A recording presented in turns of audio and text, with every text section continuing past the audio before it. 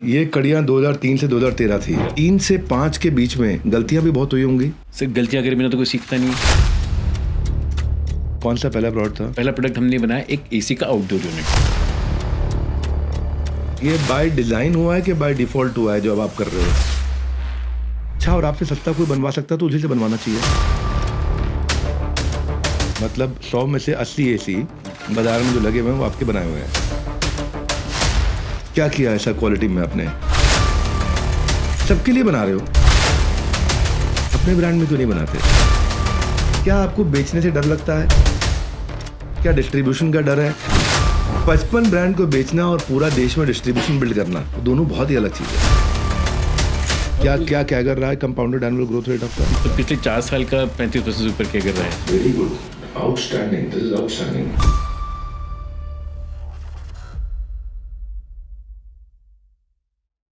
Welcome back, वापस स्वागत है आपका बड़ा बिजनेस पॉडकास्ट में डॉक्टर विवेक बिंद्रा। इसकी गहराई इतनी होने वाली है। आज मैं मैन्युफैक्चरिंग के ऊपर आपके साथ लगभग एमबीए कराने का प्रयास करूंगा। पिछले एपिसोड में हमने जूते के बिजनेस के बारे में बात किया। आज का वीडियो ये खास है। यहां मैं मैन्युफैक्चरिंग की मास्टर क्लास ले रहा हूं एक ऐसे आदमी के साथ जिसने लगभग 1/4 पूरे भारत का मार्केट शेयर ले रखा है। आज के जो हमारे गेस्ट हैं आसाम की गलियों से आए, कभी देहरादून में फैक्ट्रियां लगाई, इंजीनियरिंग से एंटरप्राइजिंग तक एक एक्स्ट्रा ऑर्डिनरी सफर तय किया। मैन्युफैक्चरिंग में होता है OEM, original equipment manufacturing, ODM, original design manufacturing. इसकी दुनिया में अपने रूल्स खुद लिखे। 2003 में पहला एसी प्लांट चालू किया, पहला क्लाइंट लेके आए ईपैक ड्यूरेबल के नाम से। आज लिस्टेड कंपनी, 24% मार्केट शेयर, और जितने हुज हुए, वोल्टास का माल ये बनाते हैं, फिलिप्स का, हेवेल्स का माल ये बनाते हैं, गोदरेज का, उषा का माल ये बनाते हैं, ब्लू स्टार का, कैरियर का माल ये बनाते हैं, हाईसेंस का, हायर का माल ये बनाते हैं। आज 55 से ज़्यादा ब्रांड इनके क्लाइंट हैं। कैसे हुआ जर्नी, आज इसको सीखेंगे, इनकी गहराइयों में उतरेंगे। ये वीडियो को थोड़ा आराम से बैठ करके ना तसल्ली से देखो और नोट्स बनाओ। इनका जो बिजनेस मंत्र है वो डिज़ाइन भी है, मैन्युफैक्चर भी है, और उसके बाद डिलीवर करेंगे। मैं नहीं बेचूंगा, बेचेगा कोई और। मैं बनाने का सुपर एक्सपर्ट, सुपर स्पेशलिस्ट बनना चाहता हूँ। Please welcome managing director and CEO Epack durables limited company, Ajay Singhania ji. नमस्कार बिंद्रा जी। आपने इतनी तारीफ सुन के कैसा लग रहा है? थोड़ा हवा में चढ़ा दिया आपने शायद। लेकिन डेटा ठीक था मेरा। बिल्कुल बिल्कुल। सिंघानिया जी बोलते कि आपका बेटा झूठ बोल सकता है, आपका डेटा झूठ नहीं बोल सकता। बिल्कुल बिल्कुल। End of the day data is score card है आपका, तो रिजल्ट है। जो मेहनत पूरे साल करते हैं, नंबर जो आते हैं वही आपको सब कुछ दर्शाते हैं। एक मजाक की बात बताऊं, कल मैं इवेंट में था और इवेंट में सबको बोल रहा था हाथ ऊपर उठाओ। सबने हाथ ऊपर उठाया, पार्टिसिपेंट्स ने। मैंने बोला, ऐसे बोलो, हे भगवान। वो सब बोले, हे भगवान, मुझे तुझ पे भरोसा है, मुझे तुझ पे भरोसा है, बाकी सारे डेटा लेके आओ।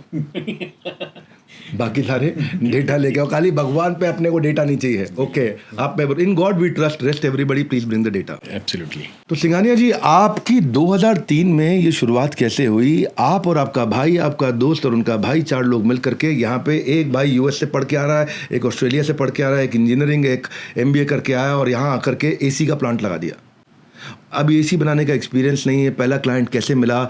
ये आज जो इतनी बड़ी आपने नियरली मोनोपोली की तरफ जाने वाले हो, आप जिस तरह से आप बढ़ते चले जा रहे हो भारत में, आप दूसरों के लिए, सारे ब्रांड्स के लिए काम कर रहे हो, पर ये पहले ब्रांड को पकड़ना मुश्किल होता है। पहला क्लाइंट, मैं वहाँ जर्नी पे जाना चाहता हूँ। 2003 से पहले हमने 2000 में एक मैन्युफैक्चरिंग एंटिटी चालू करी थी, जहाँ हम थर्मोकोल बनाते थे, मैन्युफैक्चरिंग पैकिंग करते थे एसी बनाने वाली ब्रांड्स, एलजी, सैमसंग, इनके लिए। तो वहीं से इंडिया में 2003 में एक पॉलिसी आई गवर्नमेंट की, जिसका नाम था एक्साइज एग्जिबिशन। अब ये पॉलिसी ऐसी थी कि जहाँ पर एसी उस टाइम पे 48% एक्साइज ड्यूटी होती थी, यानी 50% ऑलमोस्ट एक एसी के ऊपर कस्टमर एक्साइज ड्यूटी पे कर रहा था, जो लास्ट जिस प्राइस पे कर रहा था। और एक्साइज एग्जेम्पशन की जब पॉलिसी आई, तो यानी कि ये आई असम, नॉर्थ ईस्ट में, और उत्तराखंड हिली स्टेट्स में आई, जहाँ पर अगर ये प्रोडक्ट बनाया जाए तो सीधा सीधा ये ड्यूटी बचेगी। सो एक बहुत बढ़िया प्रोपोजिशन था। ब्रांड्स इंडिया में इस टाइम जो बिक रहे थे, एलजी, सैमसंग, ये सारे ब्रांड्स बिक रहे थे, और इनको ऐसा लगा कि अगर कोई ओईएम वहाँ मिल जाए जिससे ये असेंबल करवा सकें, तो दे कैन सेव कॉस्ट, उस पैसा भी बचाएंगे, कस्टमर को पास ऑन करेंगे और मार्केट शेयर बढ़ाएंगे अपना। ये अपॉर्चुनिटी जब हमारे पास आई तो हमने इमीडिएटली ओके कर दिया कि ये तो ऐसा है कि हमें कुछ करना ही नहीं है। एक कस्टमर जो दुनिया का रिनाउंड है, वो हमको टेक्नोलॉजी दे रहा है, प्रोडक्ट दे रहा है, डे 1 पर बोल रहा है असेंबल करके दे दो। तो हमें लगा कि पैकेजिंग से आगे की जर्नी जो लाइफ में करनी है, जो एक इच्छा है, उसको स्टार्ट करने का इससे अच्छा तरीका नहीं हो सकता। इसको ओईएम बोलते हैं। इसको ओईएम बोलते हैं, जहाँ पर डिज़ाइन उसकी, टेक्नोलॉजी उसकी, सब कुछ उसने देना है, हमें सिर्फ उसको नट बोल्ट कस के असेंबल करके देना था। पहला पड़ाव हमें लगा कि ये सिंपलर है, ईजियर है, इसको लेके बाकी की जर्नी तो अपने आप सीख लेंगे, कर लेंगे, पर पहले इसको जाने नहीं देना है। तो हमने उसको पकड़ लिया। और पकड़ के हमने वहीं से एक यूनिट लगाया देहरादून में। तो पहला क्लाइंट कौन था? पहला क्लाइंट हमारा LG था। LG। तो कितना मुश्किल आसान रहा उनके साथ डील क्रैक करना? एक पैकेजिंग सप्लायर को एंट्री करना एक टेक्नोलॉजी प्रोडक्ट में डेफिनेटली इजी तो नहीं था, और उनका भी कॉन्फिडेंस नहीं था कि क्या कर पाएंगे। 2 बच्चे उस टाइम पे, उम्र भी 25-26 साल की थी, तो क्या ये बच्चे सिर्फ MBA करके AC बना लेंगे और हमको उस वर्ल्ड क्लास क्वालिटी को दे पाएंगे। तो कहीं ना कहीं जो लगन थी हमारी और जो हमारी करने की निष्ठा थी, वो तो डेफिनेटली हमने उनको बार बार उस चीज़ को दोहराया, उस चीज़ को अपनी कमिटमेंट्स दी हमने, और हमने बोला कि हम लगा के आपको करके देते हैं। डेफिनेटली एक हैंड होल्डिंग चाहिए। तो पहला कस्टमर ऐसा मिला जिसने हमको हैंड होल्डिंग दी, लेकिन हमने उस हाथ को छोड़ा नहीं, पकड़ा तो इतना कस के पकड़ा कि हम उसको ग्रो करेंगे और आगे करते जाएंगे। आज भी LG आपके साथ है? हमने 10 साल लगातार 2003 से लेकर 2013 तक सिर्फ LG के लिए काम करा। उनसे सारे प्रोडक्ट सीखे, एयर कंडीशन सीखा उनसे, TV सीखा उनसे, माइक्रोवेव सीखा उनसे, और उनको वर्ल्ड क्लास क्वालिटी लगातार 10 साल तक लगातार बना के दी। और ये OEM में आपको सारे सामान भी बुला के देते थे? सारा सामान, प्रोक्योरमेंट का इशू नहीं था इसमें कोई? पहले 10 साल नहीं था। प्रोक्योरमेंट सब कुछ उन्होंने हमको सिखाया एक तरह से, बिकॉज ये OEM इसी पे चलता है। OEM अपने आप में ऐसा होता है जहाँ पर प्रिंसिपल जो होता है आपको डिज़ाइन देता है, टूल देता है, सारे सप्लायर्स बताता है, आपको सिर्फ मैन्युफैक्चरिंग और कंसिस्टेंट क्वालिटी पे फोकस करना है। तो हमने जो कंसिस्टेंट क्वालिटी पे फोकस करा 10 साल, वहाँ से हम सीखते गए। हमने उस चीज़ को पकड़ लिया और उसको पकड़ के एक स्टेप आगे बढ़ते गए। तो हमने जैसे पहले असेंबली से स्टार्ट करा था, फिर हमने एक मैन्युफैक्चरिंग पकड़ी कि हमको अपनी जर्नी को आगे बढ़ाना था, कि सिर्फ असेंबली करना तो एक हम बोलते ग्लोरीफाइड जॉब वर्क था, जहाँ पर हम सिर्फ मैन पावर का खर्चा ही निकाल पा रहे थे। तो हमने पकड़ा कि जी मैं शीट मेटल भी बना सकता हूँ ताकि अपना मार्जिन बढ़ाऊँ। फिर हमने, जब मैं प्लास्टिक भी बना सकते हैं, तो हमने प्लास्टिक मोल्डिंग भी लगा दी साथ में। फिर हमने बोला जी मैं उसका हीट एक्सचेंजर भी बना सकता हूँ। तो हमने अपनी काबिलियत बढ़ाते गए, मैन्युफैक्चरिंग में अंदर घुसते गए, और धीरे धीरे करके हमने ऑलमोस्ट सारे पार्ट्स खुद बनाने चालू कर दिए। जो असेंबलीज हमने जर्नी स्टार्ट करी, उस पर हम कड़ियाँ जोड़ते गए और पूरी चेन खड़ी कर ली। ये कड़ियाँ 2003 से 2013 थी। मैं अभी धीरे धीरे चलता हूँ थोड़ा आपके साथ। ये 3 से 5 के बीच में गलतियाँ भी बहुत हुई होंगी? सर गलतियाँ करे बिना तो कोई सीखता नहीं है, तो आई थिंक वो तो पार्ट एंड पार्सल है बिजनेस का। लेकिन मेरा ऐसा मानना है कि गलती दोहराऊँ ना, वो सबसे बड़ी खासियत होनी चाहिए। तो मतलब हम भी ये बोलते हैं, it is okay to make mistake but don't repeat the same mistake. फिर क्राइम है वो। तो गलतियाँ, तो मेरे ख्याल से गलतियों से ही बंदा सीखता है। तो हर गलती को हमने स्टेपिंग स्टोन बनाया, और हर बार हमने उससे बेहतर करने की कोशिश करी। तो यहाँ पर हमारा जो फोकस रहा था वो क्वालिटी पे रहा, कि कस्टमर को रिटेन करने के लिए मुझे उसको क्वालिटी में कहीं कॉम्प्रोमाइज़ नहीं किया हमने कभी भी। क्या किया ऐसा क्वालिटी में आपने? तो जो हमने अपने मैन्युफैक्चरिंग सिस्टम्स बनाए, जैसे कि हम बोलते हैं इनकमिंग क्वालिटी की चेक, उस और आउटगोइंग क्वालिटी चेक, लाइन के ऊपर क्वालिटी चेक। मैन्युफैक्चरिंग में 3 शब्द होते हैं, बोलते हैं ILO, incoming, line quality, outgoing quality. उसका स्तर हमने सबसे कम रखा। मतलब रिजेक्शन को LG में एक भाषा होती है, मतलब PPM, पार्ट्स पर मिलियन। हम परसेंटेज में बात नहीं करते, परसेंटेज से कभी 10 गुना बढ़ा दिया। देखिए 1% रिजेक्शन नहीं बोलेंगे, हम बोलेंगे 1 लाख PPM है, तो बड़ा हो जाता है वो। तो वैसे हमने PPM पे फोकस करा कि अपना PPM इतना कम रखो, ग्लोबल स्केल का रखो, जिसको 6 सिग्मा क्वालिटी भी बोलते हैं। 6 सिग्मा ब्लैक बेल्ट में पार्ट्स पर मिलियन क्रॉस करते हैं हम लोग। वो क्वालिटी लेकर के आते हैं कि 10 लाख में एक हो, एरर रेट ना आए बिल्कुल भी। एक अगर एस्ट्रोनॉट है वो एरर नहीं कर सकता, एक पायलट है अगर हवाई जहाज का वो एरर नहीं कर सकता, एक सर्जन है जो डॉक्टर का ओपन हार्ट सर्जरी कर रहा है वो एरर नहीं कर सकता, एक बॉम्ब स्क्वाड का आदमी जो लाल तार, सफ़ेद तार, हरी तार काट रहा है वो गलत तार काट देगा, एरर नहीं कर सकता, एक इलेक्ट्रिशियन भी एरर नहीं कर सकता। तो ये बड़ा इंपॉर्टेंट है। तो आप लोगों ने उस समय शुरुआत में ही 3, 4, 5, 6 के दौरान ही क्या ये कुछ मैन्युफैक्चरिंग के टूल्स, जापानीज टूल्स, जो सिस्टम्स हैं, प्रोसेसेस हैं, उनको इम्प्लीमेंट करना शुरू कर दिया? तो जो सबसे बेसिक टूल हमने पकड़ा, वो उसको हम सिंपल लैंग्वेज में बोलेंगे, उसको 5S बोलते हैं। 5S में सबसे मतलब इतनी मामूली चीज़ है, सफाई है ना। तो अगर मेरा वर्क प्लेस साफ सुथरा होगा तो मेरा माइंड और मेरा कल्चर वैसा होगा। तो हमने 5S से स्टार्ट करा, जिसमें सफाई, स्वीपिंग, सॉर्टिंग, सिस्टमेटिक अरेंजमेंट। ये बड़ी सिंपल चीज़ें लगती है सुनने में, लेकिन मैन्युफैक्चरिंग का ये सबसे बड़ा आधार है। तो हमने सबसे पहले फंडामेंटल्स को पकड़ा, उसके बाद क्वालिटी को पकड़ा कि मेरी इनकमिंग क्वालिटी, यानी कि जो माल अंदर आएगा, क्योंकि काफ़ी सारा माल सप्लायर से आता था, उसकी चेकिंग मेरे को थॉरली करनी है। उसके किसी इंस्ट्रूमेंट में कभी कॉम्प्रोमाइज़ नहीं किया कि अरे ये इंस्ट्रूमेंट महंगा है ये, क्योंकि अगर मैं चेकिंग में कहीं बाईपास करूँगा तो आगे मेरी प्रोडक्ट क्वालिटी को हैम्पर करेगा। और अगर फील्ड में एक भी रिजेक्शन आएगी तो वो मेरी रेपुटेशन ख़राब करेगी। और यहाँ तो मेरी रेपुटेशन नहीं, मेरी ब्रांड की रेपुटेशन दाव पे लगी है। आज हम ये कहते हैं, हमारी कंपनी की एक टैगलाइन भी है कि जो ब्रांड्स है उनका ट्रस्ट हमारे हाथ में है। आज आप कल कोई AC या कोई TV जो बना हुआ है वो आप ईपैक ड्यूरेबल का बना हुआ बोल के नहीं ले रहे हो, आप ब्रांड का ले रहे हो, तो उस ब्रांड की इज्जत, उसकी साख हमारे हाथ में है। तो वो हमें कॉन्स्टेंटली प्रूव करना है। तो इसलिए हमने क्वालिटी में ज़बरदस्त फोकस रखा कि फील्ड में कभी भी कोई कंप्लेन आए तो या कोई फेलियर आए तो वो हमें इमीडिएटली रियल टाइम में इन्फॉर्मेशन मिले और उसका हम इमीडिएट रियल टाइम पे समाधान भी करें, फुल प्रूफिंग करें उसकी। आपने अजय सिंघानिया जी नया नया मैन्युफैक्चरिंग शुरू किया था, आज तो आप एक 4,000 करोड़ की कंपनी हो गए हैं, और नया नया शुरू किया था, और एलजी के साथ अंदर मन में स्ट्रेस भी रहा होगा, वो फीलिंग भी रही होगी अरे कोई गड़बड़ ना हो जाए, और आपने बोल भी दिया कि दूसरी बारी गलती करना क्राइम है, तो हम गलतियों से हम सीखते गए। कोई ऐसी स्टेज आई थी पहले 3, 4, 5 सालों के अंदर जहाँ पे लगातार हाथ से छूट जाएगा, गड़बड़ हो गई बहुत बड़ी, लेकिन फिर आपने उसको बचा के निकाला? ऐसी स्टेजेस आने की दो तीन तरीके होते हैं। एक तो हमारा इंटरनल रिव्यू मैकेनिज्म बड़ा स्ट्रांग रखना पड़ता है, और फिर जब एक आप इतने बड़े एमएनसीज के लिए काम कर रहे हो तो वहाँ पर मेरे ख्याल से मन में डर होना भी बहुत ज़रूरी है, क्योंकि डर के बिना अगर मैं खुला बिजनेस करूँ कि क्वालिटी कुछ भी हो जाए तो फिर तो ट्रैप में फंस जाएंगे। तो मेरे ख्याल से सिस्टम में कहीं भी हमने लीनियंसी नहीं आने दी, अपनी सारी मैन पावर को हरदम उस चीज़ के लिए टाइट रखा कि क्वालिटी पे कोई कॉम्प्रोमाइज़ नहीं होगा, कि जब मेरी लाइन से कोई माल निकल जाए तो फिर उसको रीचेक ना करना पड़े हमें। तो वो चीज़ हमने सबसे पहले पकड़ी, और मेरे ख्याल से ये हमारी अपब्रिंगिंग और एजुकेशन ही थी जो हमको, हमारा माइंडसेट वैसा रहा। बहुत खूब। इसको बोलते हैं quality assurance versus quality control. जब लाइन में शुरू में माल जा रहा है तो अश्योरेंस, यानी कि इतने प्रोसेस फॉलो करूं कि गड़बड़ हो ही नहीं, और लाइन पर जब माल बाहर निकल के आता है तो क्वालिटी कंट्रोल चेक, यानी कि अगर अभी भी कोई गड़बड़ आ गई तो यहीं पकड़ा जाए बाजार में जाने से पहले। बहुत बढ़िया। 2003 में जब शुरुआत हुई, 22 साल में आज आप मार्केट के लीडर हैं ई-पैक ड्यूरेबल के साथ में, तो ODM OEM में 24% मार्केट शेयर अब आप कमांड कर रहे हैं। मार्केट में एंट्री से पहले एक एम्बर एंटरप्राइजेस या फिर एक और है PG इलेक्ट्रोप्लास्ट, ये भी बड़े OEM ODMs हैं और बड़ा काम कर रहे हैं। इस धंधे में एवरेज मार्जिन कम है, 4% का मार्जिन मेंटेन कर पाना मुश्किल हो जाता है, पैट की बात कर रहा हूँ मैं। ऐसे लो मार्जिन बिजनेस के अंदर जब आप एक्सपैंड कर रहे थे, अब सिंघानिया जी LG आपको ठीक मिल गया, आपने उसके साथ लॉयल्टी दिखाई, 10 साल काम किया, उनके साथ सीखे भी, उनके लिए अपनी जान भी लगाई, आपने खूब काम किया। लेकिन जब आपने बोला कि मैं बैकवर्ड इंटीग्रेशन करने लगा, भाई मैं प्लास्टिक मोल्डिंग भी बना लूँ, भाई मैं ये भी कर लूँ, मैं ऐसा भी कर लूँ, मैं ये मशीनें बना लूँ, मैं खाली असेंबली नहीं करूँगा, मैं मैन्युफैक्चरिंग भी करूँगा, तो जब आप आगे बढ़ रहे थे तो भी आपको मालूम था अल्टीमेटली है तो low margin high volume business.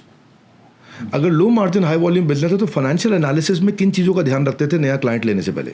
नए क्लाइंट को जोड़ने के लिए जैसे आपने खुद ही बोला कि ये लो मार्जिन और हाई वॉल्यूम है, तो वॉल्यूम तो हमें हर साल इंक्रीज करना है, और एस्पिरेशन ऐसी रही है कि इस बिज़नेस को अगर हम ऐसा मतलब वी कांट, हम एक रिलैक्स मोड में नहीं आ सकते कि बस अब ग्रोथ नहीं कर सकते, हमें तो हर साल ग्रो करना है। तो ग्रोथ की जर्नी तो ऑनगोइंग है। क्या कर रहा है कंपाउंडेड एनुअल ग्रोथ रेट आपका? पिछले 4 साल का 35% से ऊपर क्या कर रहा है। Very good, outstanding, this is outstanding. और मैं आपको एक जर्नी और बताऊंगा इसमें कि जो मैंने बोला आपको 10-12 साल हमने सिर्फ LG करा 2013 तक, तो एक ऐसा क्षण आया जब LG ज़ीरो हो गया हमारा। तो 2013 में LG ज़ीरो हो गया क्योंकि उनकी एक इंटरनल स्ट्रेटेजी चेंज हुई।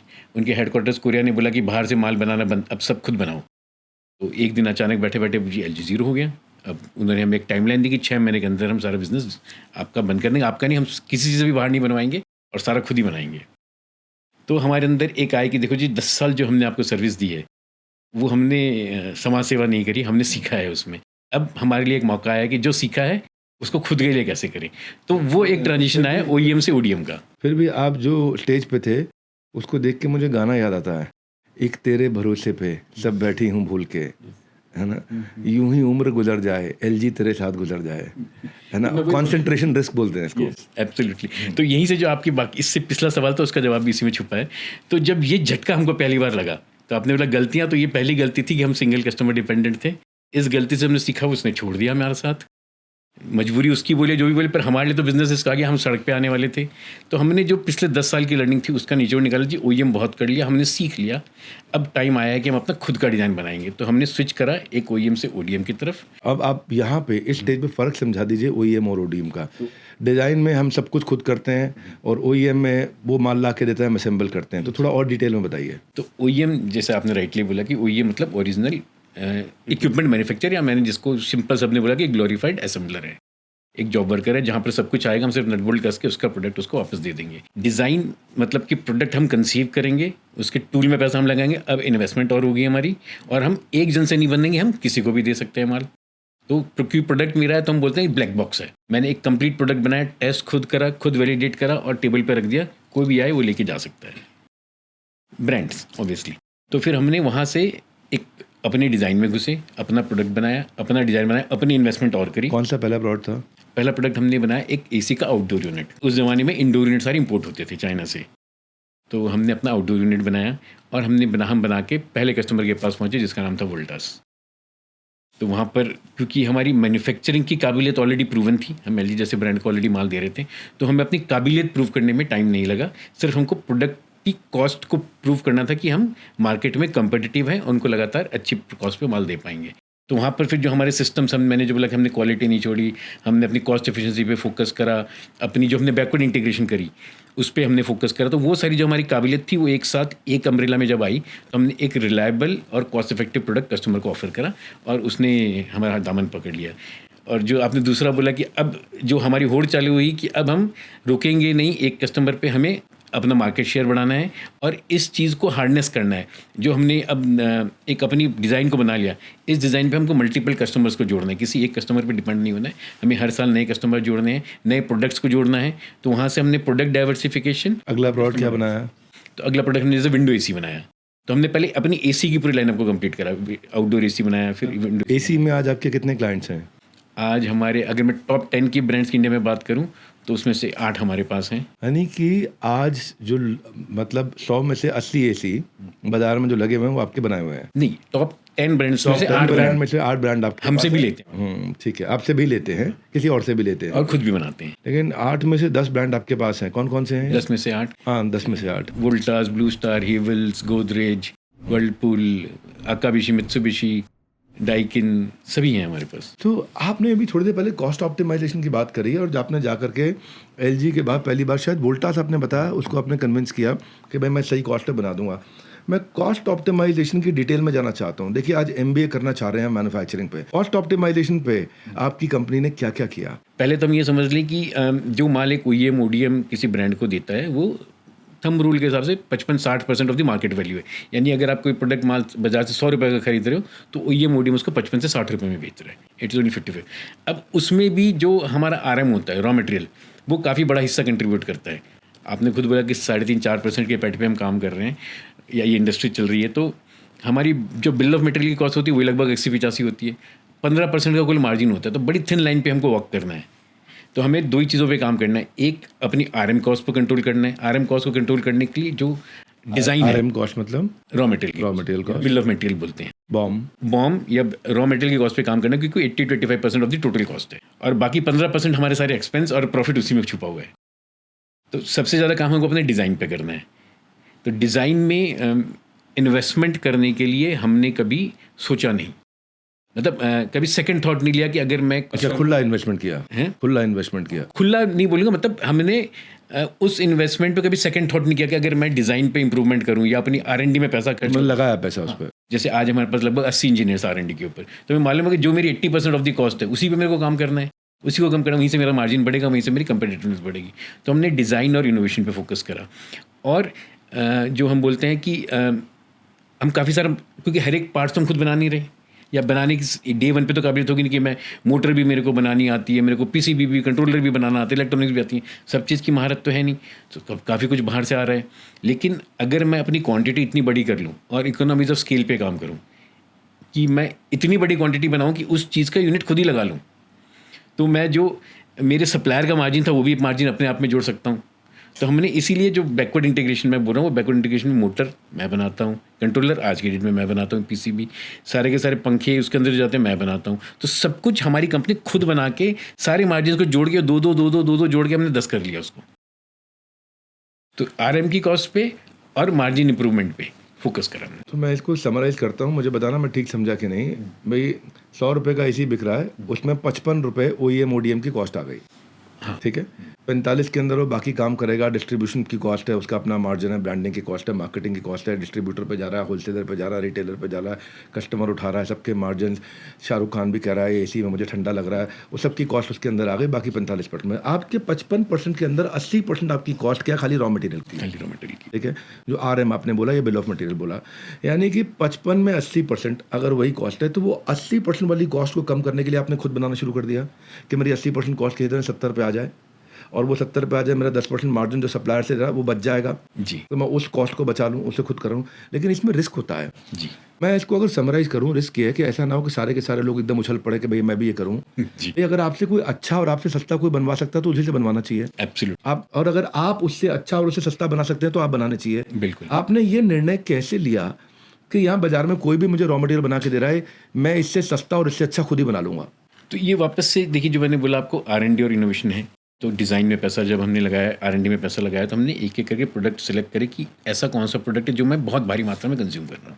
लेट्स से कि मैं इंजेक्शन मोल्डिंग बाहर से करा रहा था और वो सप्लायर 80% मेरे पे डिपेंडेंट है, उसकी जितनी कैपेसिटी सारी मैं ही खा रहा हूँ, यानी कि वो उसकी दुकान मेरे से ही चल रही है, तो मैं खुद भी चला सकता हूँ ऐसी दुकान को, तो मेरे को वो कैपेबिलिटी क्रिएट करनी है। तो हमने सबसे पहले लो हैंगिंग फ्रूट जो बोलते हैं, तो आपने उसको एक्वायर करने की कोशिश नहीं करी या किया, लेकिन उसके बाद फिर अपना बनाया? उसको फिर हमने 3-4 तरह से एनालिसिस करी। सबसे पहले कि डिस्टेंस कितना है, तो हम सिर्फ ये नहीं है कि अंधी दौड़ में सब कुछ खुद बनाने लग जाए, हमने एक प्रॉपर एनालिसिस करी कि मैं ये खुद करके क्या क्या बचा सकता हूँ। फॉर एग्जांपल, मैं 3% की लॉजिस्टिक्स कॉस्ट बचा सकता हूँ। लॉजिस्टिक्स, और अभी आज की डेट में मैं देहरादून में बैठा हूँ, ये माल तो मेरा जयपुर से आ रहा है, 400 किलोमीटर दूर, मैं तो फ्रीटी लगा रहा हूँ इसके ऊपर इतना, फिर इसके ऊपर मेरी पैकिंग भी लग रही है, लोडिंग अनलोडिंग भी लग रही है। तो हमने वो सारे खर्चे निकाले कि इसमें से मैं आधा परसेंट लोडिंग अनलोडिंग भी लग रहा है। हाँ जी, पैकेजिंग भी लग रही है क्योंकि माल पैक होके आता है, रास्ते में ख़राब ना हो। तो उस तरह से वैल्यू चेन को पूरा का पूरा एनालिसिस करना जरूरी है।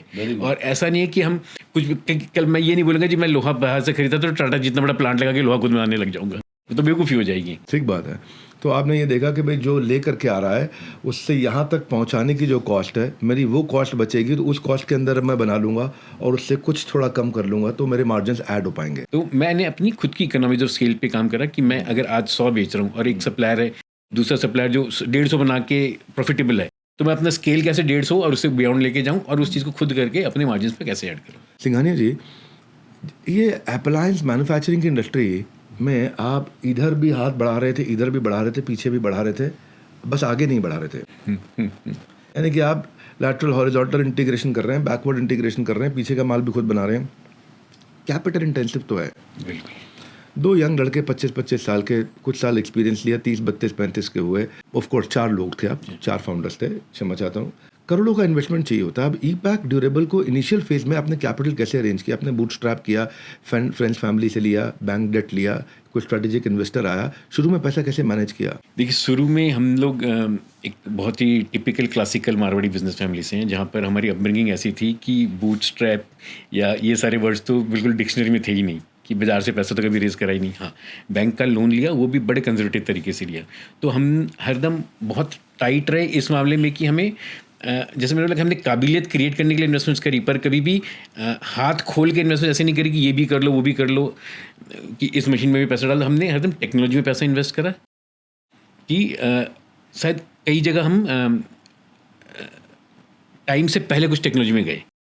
कुछ मशीनें हम लोग बाहर बहुत जाते थे, ट्रेड फेयर्स में, एग्जीबिशंस में, आज भी जाते हैं, क्योंकि जो मैन्युफैक्चरिंग है उसमें चैम्पियन चाइना है, जापान है, ये एक वर्ल्ड चैम्पियंस हैं। तो इनसे सीखने के लिए हम बड़े सारे एग्जीबिशन जाते थे, वहाँ लेटेस्ट मशीन्स देखते थे, मैन्युफैक्चरिंग की कौन सी मशीन है जिसकी प्रोडक्टिविटी ज़्यादा है, जिसकी एफिशिएंसी अच्छी है, जिसमें क्वालिटी रिजेक्शंस नहीं आती, और हमने उन टेक में पैसा लगाया पहले, और पैसा हरदम खुद का लगाया।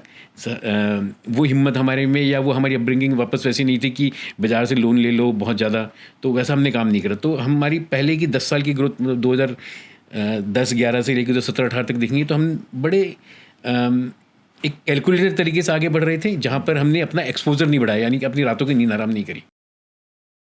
हम हरदम ये कोशिश करते रहे कि एक स्टेप आगे लो, उसको पहले उसकी ROI लेके आओ, फिर दूसरा स्टेप लो, फिर उसकी ROI लेके आओ। हाँ, स्केल आने के बाद आज बड़ी बात करना शायद बड़ा इजी लगे, लेकिन अगर जब आपने कुछ हासिल नहीं करा और उस टाइम पे बहुत बड़े रिस्क ले लो, तो मेरे को लगता है वहाँ पर हम गलत हो सकते थे। तो जब आप देहरादून में अपने पहला प्लांट खोला था और आपने बताया कि वहाँ पे आपको सब्सिडी का बेनिफिट मिल रहा था, एक्साइज का शायद, और तो नया प्लांट खोलते वक्त एक एक्साइज का आपको बड़ा बेनिफिट मिला। LG आपको क्लाइंट मिल गया, आपने काम शुरू करना चाहते हैं, आपको पता है मेरा सारा का सारा सप्लाई यहाँ चला जाएगा, लेकिन रॉ मटेरियल हो, पीछे का सप्लाई चेन हो, वेयर हाउस कितनी दूर हो, सामान आएगा, उसका इनबाउंड लॉजिस्टिक्स, सामान बाहर जाएगा बन के, उसका आउटबाउंड लॉजिस्टिक्स, रॉ मटेरियल आ रहा है इनबाउंड लॉजिस्टिक्स, बन के बाहर जा रहा है आउटबाउंड लॉजिस्टिक्स। अब वहाँ ब्लू कॉलर एम्प्लॉय भी चाहिए, वहाँ वाइट कॉलर एम्प्लॉय भी चाहिए आपको फैक्ट्री में, एम्प्लॉय क्या कितना एक्सेस है मेरे पास में, तो किन चीज़ों का ध्यान रखते थे, क्या आपके लिए डील ब्रेकर डील मेकर होते थे प्लांट खोलने से पहले? जैसा हम बात कर रहे थे 80% से 85% तो बिल ऑफ मटेरियल कॉस्ट ही RM कॉस्ट ही है, तो उस पर तो हाथ टाइट रखना ही है। और फिर 15% में अगर लेबर कॉस्ट थोड़ी भी ऊपर नीचे हो जाए तो सब जीरो हो जाएगा, तो लेबर कॉस्ट पे भी ध्यान रखना है। तो इसलिए मैंने बोला कि एफिशिएंसी कि उस टेक में पैसा लगाना है जहाँ पर राइट टेक पे। तो ऐसा नहीं कि मैं सारे रोबोट वाली मशीन लगा दूँ और इतनी इन्वेस्टमेंट कर दूँ कि जो मैन पावर तो नहीं लग रही लेकिन वो इन्वेस्टमेंट का मेरा पे बैक ही नहीं आए।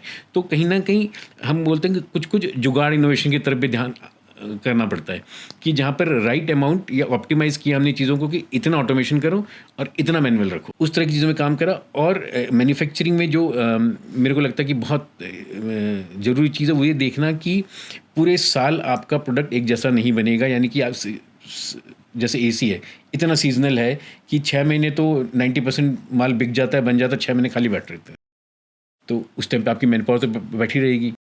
तो इसीलिए हमें लगातार काम करना पड़ता है ऐसी चीज़ों के ऊपर कि मेरी कैपेसिटी यूटिलाइजेशन पे फोकस करना है मैन्युफैक्चरिंग में, कि मैंने जो कैपेसिटी लगाई अगर इससे मेरी 100 मशीन बन सकती है तो मैं कैसे अपनी सेल्स को, अपनी मार्केटिंग को या अपने प्रोडक्ट पोर्टफोलियो को ऐसा क्रिएट करूँ कि हर महीने अपनी कैपेसिटी को पूरा यूज़ कर पाऊँ या ज़्यादा से ज़्यादा यूज़ कर पाऊँ।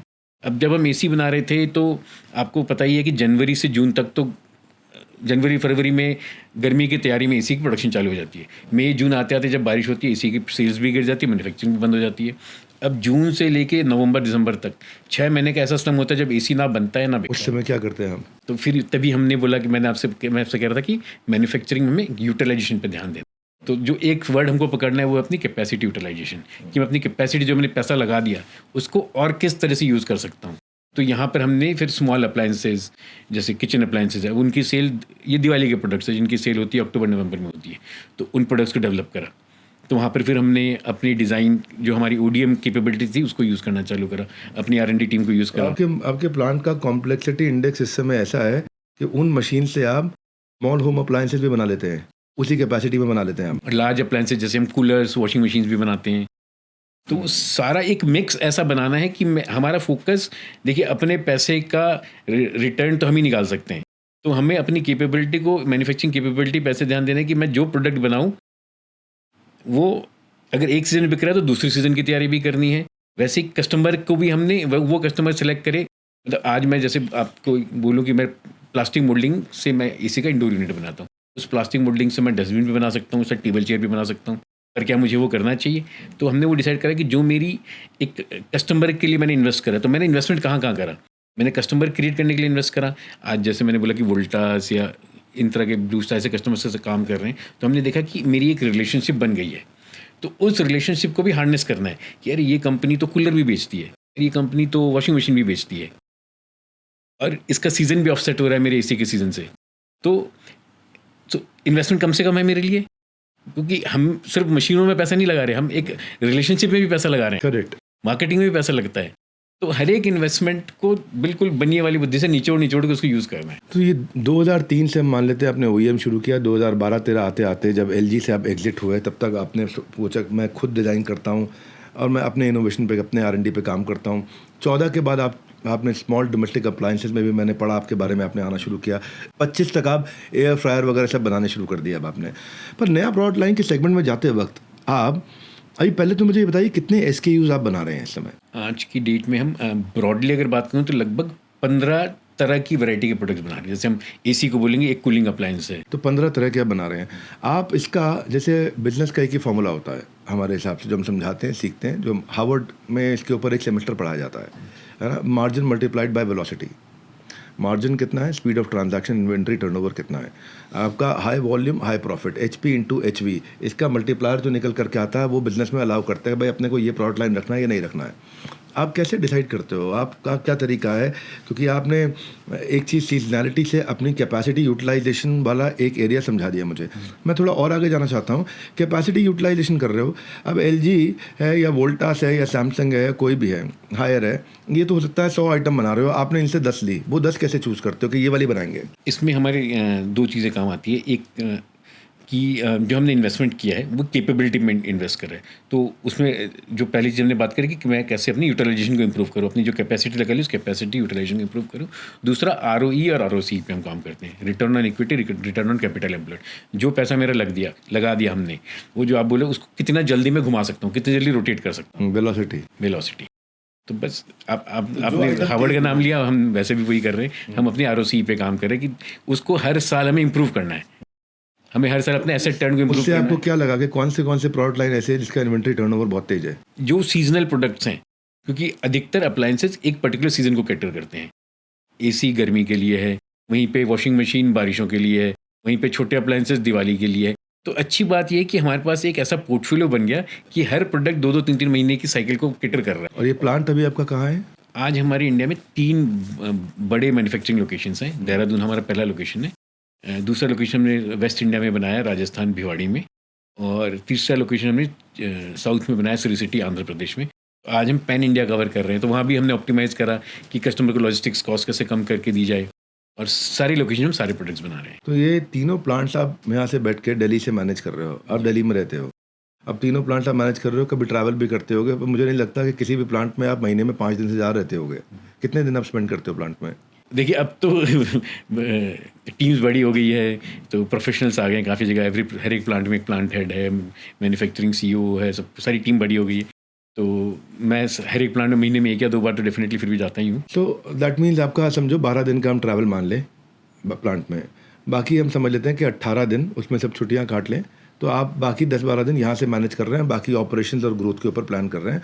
मेरे को ये बताइए, आप कौन सी टेक्नोलॉजी को आपने पहले अडॉप्ट किया, आज किस टेक्नोलॉजी को अडॉप्ट किया कि मैं सारे के सारे यहाँ पे रिव्यू मैकेनिज्म अपने हेड ऑफिस में बैठ के देख सकूँ, मैं सारे MIS अपनी रिपोर्ट्स देख सकूँ कहाँ क्या हो रहा है और किधर मेरे मार्जिन्स कैसे हैं, SKU प्रॉफिटेबिलिटी कैसे आ रही है, जो मेरे क्लाइंट वाइज प्रॉफिटेबिलिटी कैसे आ रही है, प्रोडक्ट वाइज प्रॉफिटेबिलिटी कैसे आ रही है, मेरे को यहाँ से बैठ के देखना है। तो एक हमारे ना कस्टमर्स को ये सीखना चाहते हैं वो कि बढ़ते बिजनेस में क्या क्या टेक्नोलॉजी अडॉप्ट करनी चाहिए। तो एक क्वेश्चन इसको मान लीजिए आप कि मुझे समझाइए मैन्युफैक्चरिंग में किस स्टेज पे क्या टेक्नोलॉजी लगती है और किस स्टेज पे क्या टेक्नोलॉजी लगती है। ये मैं बात कर रहा हूँ जिससे मैं ऑटोमेशन ला सकूँ, ना केवल मैन्युफैक्चरिंग में बल्कि मैं हेड ऑफिस में बैठा हूँ और मैं गल्ला छोड़ के बैठा हूँ, मैं गल्ले पे नहीं बैठा हूँ। इसको हम बोलते हैं गल्ला छोड़ो कैंपेन। बिल्कुल। अब लाला जी गल्ले पे नहीं है, अब वो अपने कॉर्पोरेट ऑफिस में है और वहाँ से सब चीज़ें देख पा रहे हैं। तो मुझे स्टेजेस वाइज बताइए। तो स्टेज वाइज देखिए, सबसे अच्छी बात आपने ये बोली कि गल्ला छोड़ो। तो किसी भी बिजनेस में ग्रोथ के लिए गल्ले से तो हटना ही पड़ेगा और हमें उसके लिए सिस्टम्स लगाने पड़ेंगे। तो हमने जो सबसे पहला सिस्टम लगाया और 2010 में 11 में लगा रहे थे, हमने ERP पकड़ लिया कि सिर्फ हमें अकाउंटिंग बैलेंस शीट बना के रिटर्न फाइल करने के लिए नहीं, हमें अकाउंटिंग से असली मतलब निकालना है। और एक चीज़ हमने पकड़ी कि हर महीने 7 तारीख को अपनी MIS करनी है, कि मेरे को CA की ज़रूरत रिटर्न फाइल करने के लिए नहीं, मेरे को अपनी फाइनेंस टीम की ज़रूरत हर महीने अपना आईना देखने के लिए करनी है कि मैंने पिछले महीने क्या खोया क्या कमाया, वो मुझे 7 तारीख को पता चलना ही चाहिए। ठीक है, बिजनेस में क्या पैसा लगा है, क्या ROEC चल रहा है, क्या इन्वेंट्री पड़ी है, इन्वेंट्री भी लेनी है, कस्टमर वाइज भी एनालिसिस करनी है, किस कस्टमर से क्या मार्जिन आ रहा है, SKU वाइज भी एनालिसिस करनी है। तो हर तरह से एनालिसिस हमको करनी है और उसको रिलीजियसली करना है। तो एक स्टेज पे आप ERP पे आ गए, उसके बाद कुछ और भी ऐड किया या ERP कंटिन्यू करते रहे? ERP हमने डे 1 पे ही अच्छा वाला लगा लिया था, हमने SAP जैसे लगा लिया था, तो वो उसकी स्केलेबिलिटी काफ़ी अच्छी। अडॉप्शन में टाइम लगा होगा, सारे एम्प्लॉयज अडॉप्ट करेंगे उसको और उसका पूरा फ़ायदा उठा पाएँ। रेजिस्टेंस तो आते ही जब आप सिस्टम्स लगाते हो। तो मेरे ख्याल में सबसे पहला रेजिस्टेंस हमारे अंदर से था, क्योंकि आदत नहीं थी हर 1 तारीख को MIS देखने की और उसको हजम कर पाने की।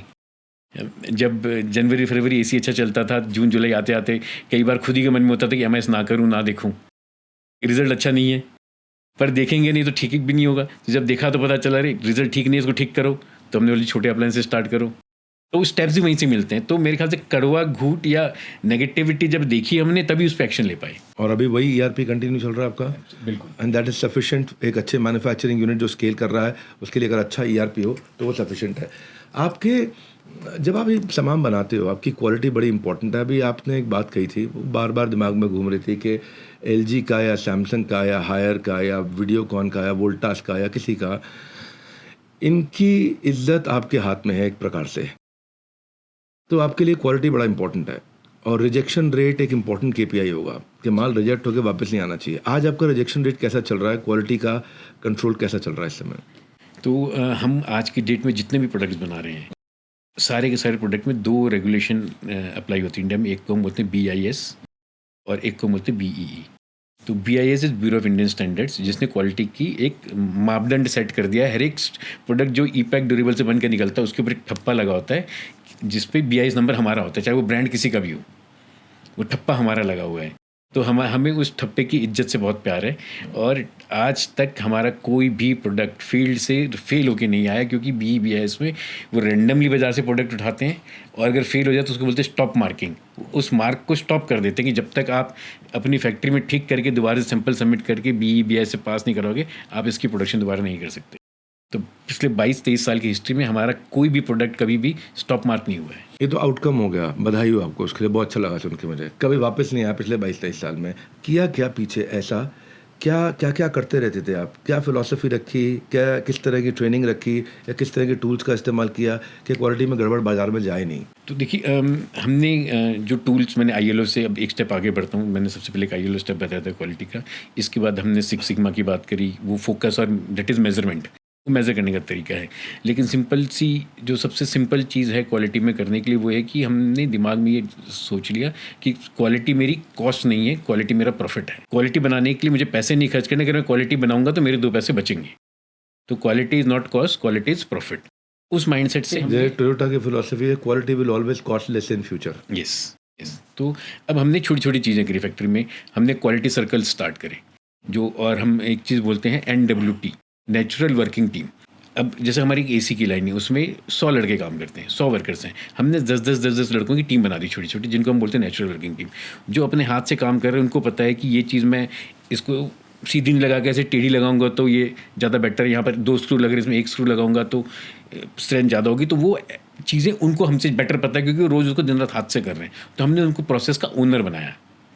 हम उनको बोलते हैं नेचुरल वर्किंग टीम, और उनको फिर छोटे छोटे रिवार्ड देते हैं। रिवार्ड भी बहुत लंबे चौड़े नहीं देने होते। हफ्ते में अगर एक बार जो प्लांट हेड है वो जाके उसके फीट थपथपा के एक चॉकलेट भी पकड़ा देता है, उसकी फ़ोटो लगा देता है, वो तालियां बजा देता है, वो भी बहुत होता है एक वर्कर के लिए। लेकिन उसको रिकग्निशन चाहिए, तो हमने वैसे छोटे छोटे स्टेप करे। नेचुरल और ये वर्किंग क्वालिटी सर्कल क्या होता है? क्वालिटी सर्कल भी ऐसा ही होता है कि जहाँ पर हम एक दूसरे से लर्निंग लेते हैं। एक क्रॉस डिपार्टमेंट टीम बोलते हैं कि हमने लाइन के ऊपर जब हम चेक करें, पता चला कि एक पर्टिकुलर पार्ट है, इसके ऊपर बार बार फेलियर आ रहा है, हमने एक छोटी सी टीम बना दी। एक मेंटेनेंस का लड़का, एक प्रोडक्शन से, एक क्वालिटी से, 4 लोग बैठेंगे, उनको सर्कल बना दें, वो उसके ऊपर ब्रेनस्टॉर्म करेंगे, उसको खोद खोद के निकालेंगे इसका क्या कारण हो सकता है, इसके क्या कारण हो सकते हैं, तो उसकी जड़ तक जाएंगे और उसको फिर फुल प्रूफ करेंगे, उसके लिए समाधान निकाल के उसको फुल प्रूफ करेंगे। तो उसकी मतलब हर एक चीज़ की ओनरशिप बिल्कुल नीचे तक लेके जानी है मैन्युफैक्चरिंग में। Lovely, fantastic.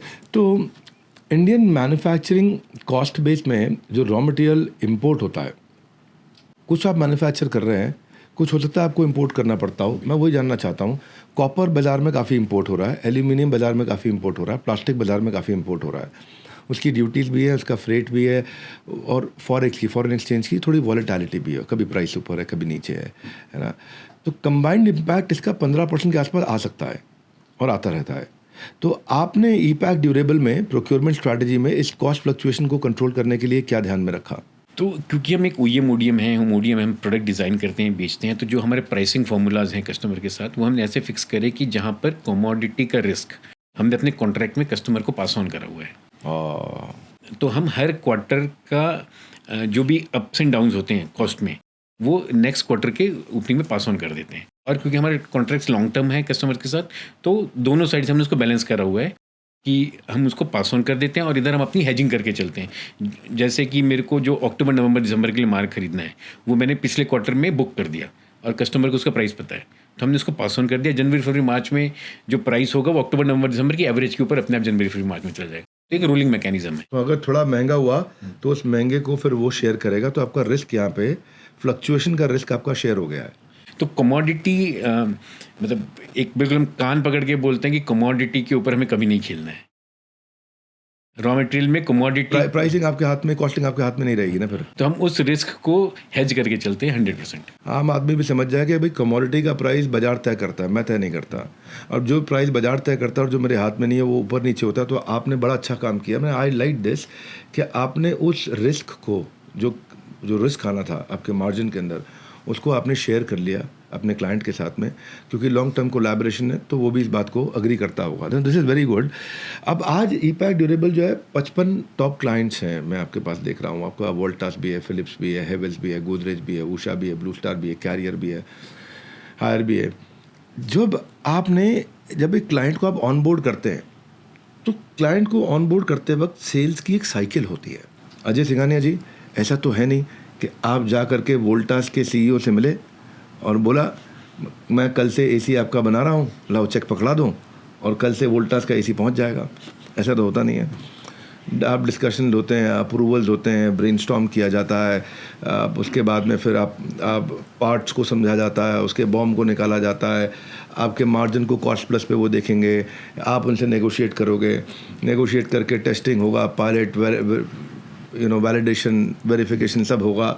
उन्होंने माल अप्रूव किया आपका, अब टर्म शीट बनेगी, कॉन्ट्रैक्ट बनेंगे, कितने साल के बनेंगे, उसके बाद अब आप प्रोडक्शन कैपेसिटी लगाओगे, बनाओगे, माल वहाँ पहुँचाओगे, पहला माल पहुँचता है, पेमेंट आती है। ये पूरी साइकिल में पहली बार क्लाइंट मिलने से लेकर के पहला चेक आने तक या पहला माल पहुँचने के बाद वाले चेक आने तक कितना दिन लगता है, क्या स्टेजेस होती हैं? ये पूरे बिजनेस का आपने निचोड़ दे दिया एक साथ।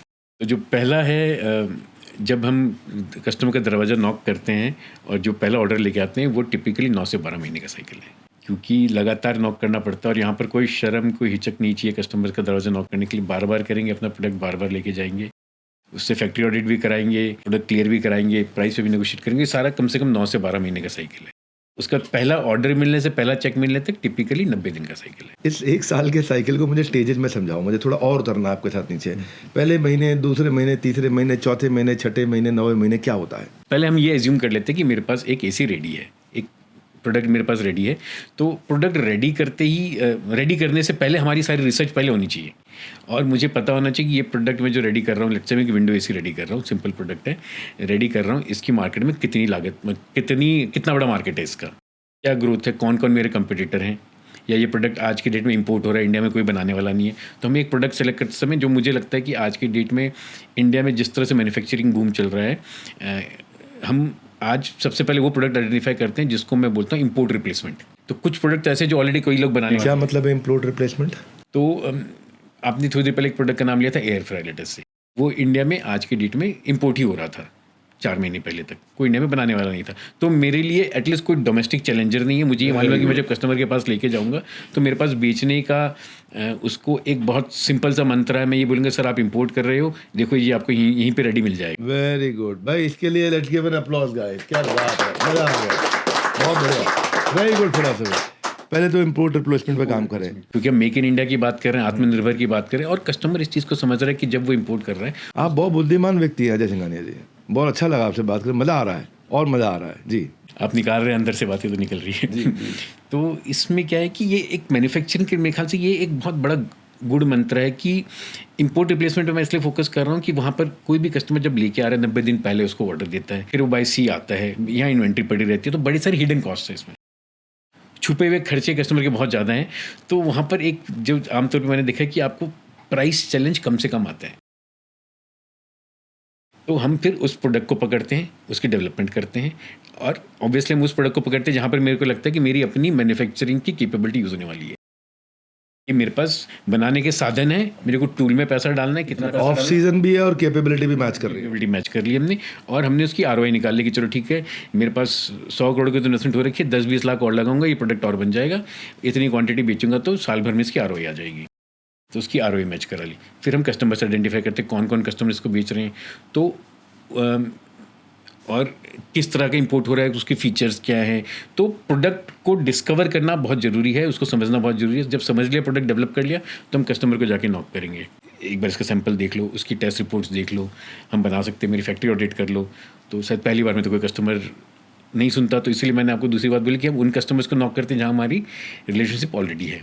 तो अगर मैं आज हेवल्स को ऑलरेडी प्रोडक्ट दे रहा हूँ तो मेरी एटलीस्ट वहाँ पर पहुँच है, मेरे को गेट खुलवाने के लिए कम से कम नॉक नहीं करना है, गेट मेरे लिए खुला है। पहले 3 महीने बच गए। पहले 3 महीने बच गए। ये हाँ, स्टार्टिंग में 2010-11 में ये दिक्कत भी आती थी कि शायद हम जाके रिसेप्शन पे बैठे रहते थे, कोई मिलना भी नहीं चाहता था। आज एटलीस्ट हम उस स्टेज को क्रॉस कर लिया हमने। तो अब हम सीधा जाके वहाँ पर प्रोक्योरमेंट हेड मार्केटिंग हेड से मिल लेते हैं, उसको प्रोडक्ट दिखाते हैं, फिर वो अपनी रिक्वायरमेंट बताता है कि नहीं मैं तो ये ले रहा हूँ वो ले रहा हूँ।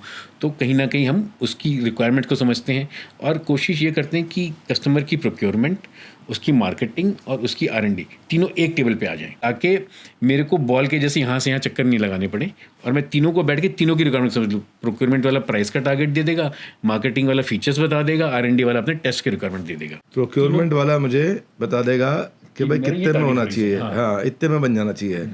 मार्केटिंग वाला बता रहा है बाजार में ये बिकता है, मुझे ये फीचर डाल के दो।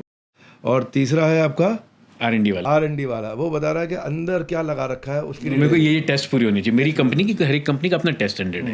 वन प्रोडक्ट फिट्स ऑल नहीं है कि जो प्रोडक्ट वोल्टास बेच रहा है वही ब्लू स्टार बेच रहा है, ऐसा नहीं है। हर एक कस्टमर की अपनी रिश्ता पक्का करके आने के लिए, रोका कराने के लिए माँ बाप, सास ससुर, भाई भाभी सब बैठे होने चाहिए। उनको एक टेबल पे ले आए तो वहाँ से फिर जर्नी बहुत छोटी हो जाती है। वो तीनों को एक टेबल पे लेके आने के लिए 3-4 मीटिंग 1.5-2 महीने जाते हैं। फिर उसके अगला स्टेज क्या है? जब तीनों मिलके तीनों की भाषा आपको पता चलेगी, फिर आपने वो सारी चीज़ अपने प्रोडक्ट में डाल के उनको प्राइस और उनको सैंपल ऑफर करते हो टेस्ट। इसमें फिर और महीना 2 महीना जाता है, क्योंकि हर एक प्रोडक्ट को कस्टमाइज़ करना है ODM में हमें, क्योंकि हम फिर वापस से हम ऐसा तो नहीं कि एक ही प्रोडक्ट सबको बेच रहे हैं, हर एक के लिए उसमें कुछ कस्टमाइजेशन कर रहे हैं। तो वो सारी रिक्वायरमेंट बिल्ड करके फिर हम अपनी कॉस्ट की वर्किंग उनके पास दोबारा जाते हैं, उनको प्रोडक्ट ऑफर करते हैं। और उसके बाद फिर अगला स्टेज है, अब तक 6 महीने बीत चुके हैं, अब उसके बाद यहाँ से अप्रूवल आ जाता है। हाँ, अगर अप्रूवल आ जाए तो अच्छी बात है, तब तक अगर कंपटीशन घुस गया तो फिर आपकी जर्नी डिफिकल्ट हो जाएगी। तो इसलिए स्पीड ऑफ एग्जीक्यूशन बहुत इंपॉर्टेंट है कि आपको ये सारा काम बड़ी 9 महीने है, लेकिन साथ साथ में स्पीड, हर एक स्टेज की स्पीड आपको मेंटेन करनी है, क्योंकि वो सभी के लिए है। वो कंपटीशन के लिए भी, आपके लिए भी आपकी स्पीड तेज है। अल्टीमेटली जीतता वो नहीं है जो फर्स्ट मूवर है, जीतता वो जो फास्ट मूवर है। इसकी स्पीड तेज है, speed of execution is very important. तो प्राइस नेगोशिएशन के टाइम पे जिस समय आप कॉन्ट्रैक्ट्स और टर्म शीट बनाते हैं, है ना, तो उस समय आप अपने सेल्स कन्वर्जन साइकिल को जब पूरा कर रहे होते हैं तो आपका क्या कोई उसमें एग्जिट क्लॉज डालते हो, क्या टर्म्स एंड कंडीशंस डालते हो, कोई एग्जिट बैरियर क्रिएट करते हो, क्या चीज़ लाते हो ताकि कस्टमर लंबा चल सके मेरे साथ में? OEM में करना पड़ता है, क्योंकि वहाँ पर तो टेक्निकली सारी इन्वेस्टमेंट ब्रांड की है। जो OEM बिजनेस होता है वहाँ पर टूल्स, उसके डिज़ाइंस, उसके, और हमने अगर मशीन में कुछ पैसा लगाया तो उसके एश्योरेंस पे लगाया है। वहाँ पर exit terms, exit clauses, contract उसी तरह से बनते हैं। ODM बिजनेस में हमारी इन्वेस्टमेंट कस्टमर स्पेसिफिक डिज़ाइंस में होती है सिर्फ, और कुछ हो सकता है कुछ एक पर्टिकुलर टेस्ट स्टैंडर्ड उसके लिए कुछ मीट करना, तो वहाँ पर हमने कुछ, तो वहाँ ज़्यादा एग्जिट क्लॉज नहीं है। वहाँ ज़्यादा एग्जिट क्लॉज नहीं। वहाँ ऐसा है कि भाई अब आपने 10,000 पीस 50,000 पीस बना के दे दिया, उसके बाद उसका अगर मार्केट में उसका थ्रूपुट और फटाफट उसकी सेल्स और उसका वॉल्यूम अगर तेज आ रहा है तो वो दोबारा आएगा, नहीं तो टिपिकली OEM बिजनेस हमने देखा कि किसी भी कस्टमर, या आज हमारे साथ कोई भी कस्टमर जो जुड़ा है वो पिछले 10 साल से ज़्यादा से जुड़ा हुआ है, तो लॉन्जिविटी ऑफ लाइफ तो ही है। प्रोडक्ट की लॉन्जिविटी नहीं होगी, प्रोडक्ट इंप्रूव करवा देंगे। प्रोडक्ट इंप्रूव करते जाएंगे, हमें हर साल प्रोडक्ट में इनोवेशन करनी है, हर साल नए प्रोडक्ट्स, उसी प्रोडक्ट को इंप्रूव करना है, उसमें इनोवेशंस करने हैं, नए डिज़ाइंस देने हैं उनको। और अपना वॉलेट शेयर, हम यहाँ पर एक चीज़ पे फोकस करते हैं जिसको हम बोलते हैं अपना वॉलेट शेयर, यानी कि एक 2 तरह से वॉलेट शेयर देखते हैं। ये कस्टमर है जो 100 ऐसी बेचता है, मेरे से कितने ले रहा है, मेरे से 10 ले रहा है, 20 ले रहा है, मेरा वॉलेट शेयर कितना है? क्या टारगेट रखते हो आप? देखिए, डिपेंड करेगा कस्टमर टू कस्टमर, लेकिन मैं किसी भी कस्टमर के लिए इनसिग्निफिकेंट ना हूँ, कि मैं इतना छोटा नहीं हूँ कि वो मेरे को कुछ मतलब ही should give importance to my supplies, क्योंकि उसके स्टेक्स भी इन्वॉल्व होने चाहिए, नहीं तो अगर बिल्कुल इनसिग्निफिकेंट है तो आपको छोड़ने में 1 मिनट नहीं लगाएगा। तो जैसे मैं AC में टिपिकली बात करूँ तो जितने बड़े ब्रांड्स हैं लगभग 50-55% प्रोडक्ट खुद बनाते हैं। तो बचे हुए 50 में से अगर मेरे पास 25-30%, 40% है तो मैं उसके लिए एक सिग्निफिकेंट प्लेयर हूँ, वो मेरे को निगलेक्ट नहीं करेगा। तो वो एक मापदंड है हमारे लिए कि मेरा वॉलेट शेयर कितना है, कस्टमर के वॉलेट शेयर अच्छा होगा तो वॉल्यूम भी आएगा, और I can influence his decision. मैं एक सीरियस प्लेयर हूँ इसके लिए। और दूसरा फिर हम एक वॉलेट शेयर नापते हैं, हमारे एंड पे उसका वॉलेट शेयर क्या है। तो हम पहले एक बात कर रहे थे सिंगल कस्टमर।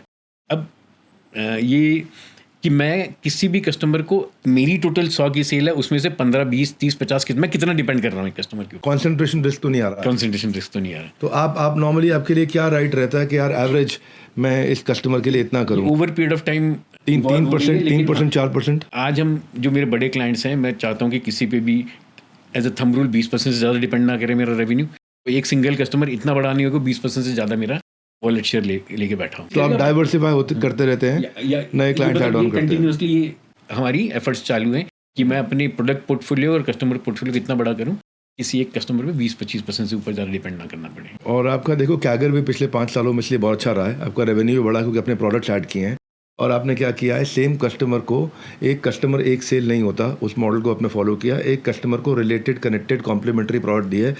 समरी के अंदर मेरे को एक बात बड़ी अच्छी लगी कि जब भी आपका लो फेज आता है और लो फेज में आप दूसरे ऐसे ऐसे आइटम बना लेते हैं जो उस टाइम पे उस सीज़न के लिए काम के होते हैं और आपकी कैपेसिटी को मैच कर रहे होते हैं, और एक्चुअली उसी कस्टमर को चाहिए होते हैं जिसके लिए आप एसी बना रहे थे, वो बाकी सामान भी ले लेता है। तो जय जयकार हो आपकी, बड़ा अच्छा लगा सुन के मुझे। लेकिन मैं एक और जगह खुशखबरी में देख रहा था, अजय सिंघानिया जी, ई-पैक ड्यूरेबल का कैश कन्वर्जन साइकिल 2023 से 24 में बड़ा बेहतर हुआ। मुझे नहीं पता मेरा फिगर ठीक है कि नहीं है, मैं एक जल्दी में डेटा देखा आपके बारे में। 2023 में 90 दिन में आपका पैसा लौट के आता था और 2024 में 43 दिन हो गया। ये आपने 100% एफिशिएंसी लाए कहाँ से, क्या किया ऐसा? तो इसमें 3-4 चीज़ों का काफ़ी इंपॉर्टेंट रोल रहा। एक, हमने काफ़ी काम करा इन्वेंट्री के ऊपर। तो पहले हमारी काफ़ी सारे पार्ट लेवल पे इंपोर्ट काफ़ी ज़्यादा था, तो उन पार्ट्स को जब हमने खुद बनाना चालू करा तो मेरी इंपोर्ट की इन्वेंट्री बच गई।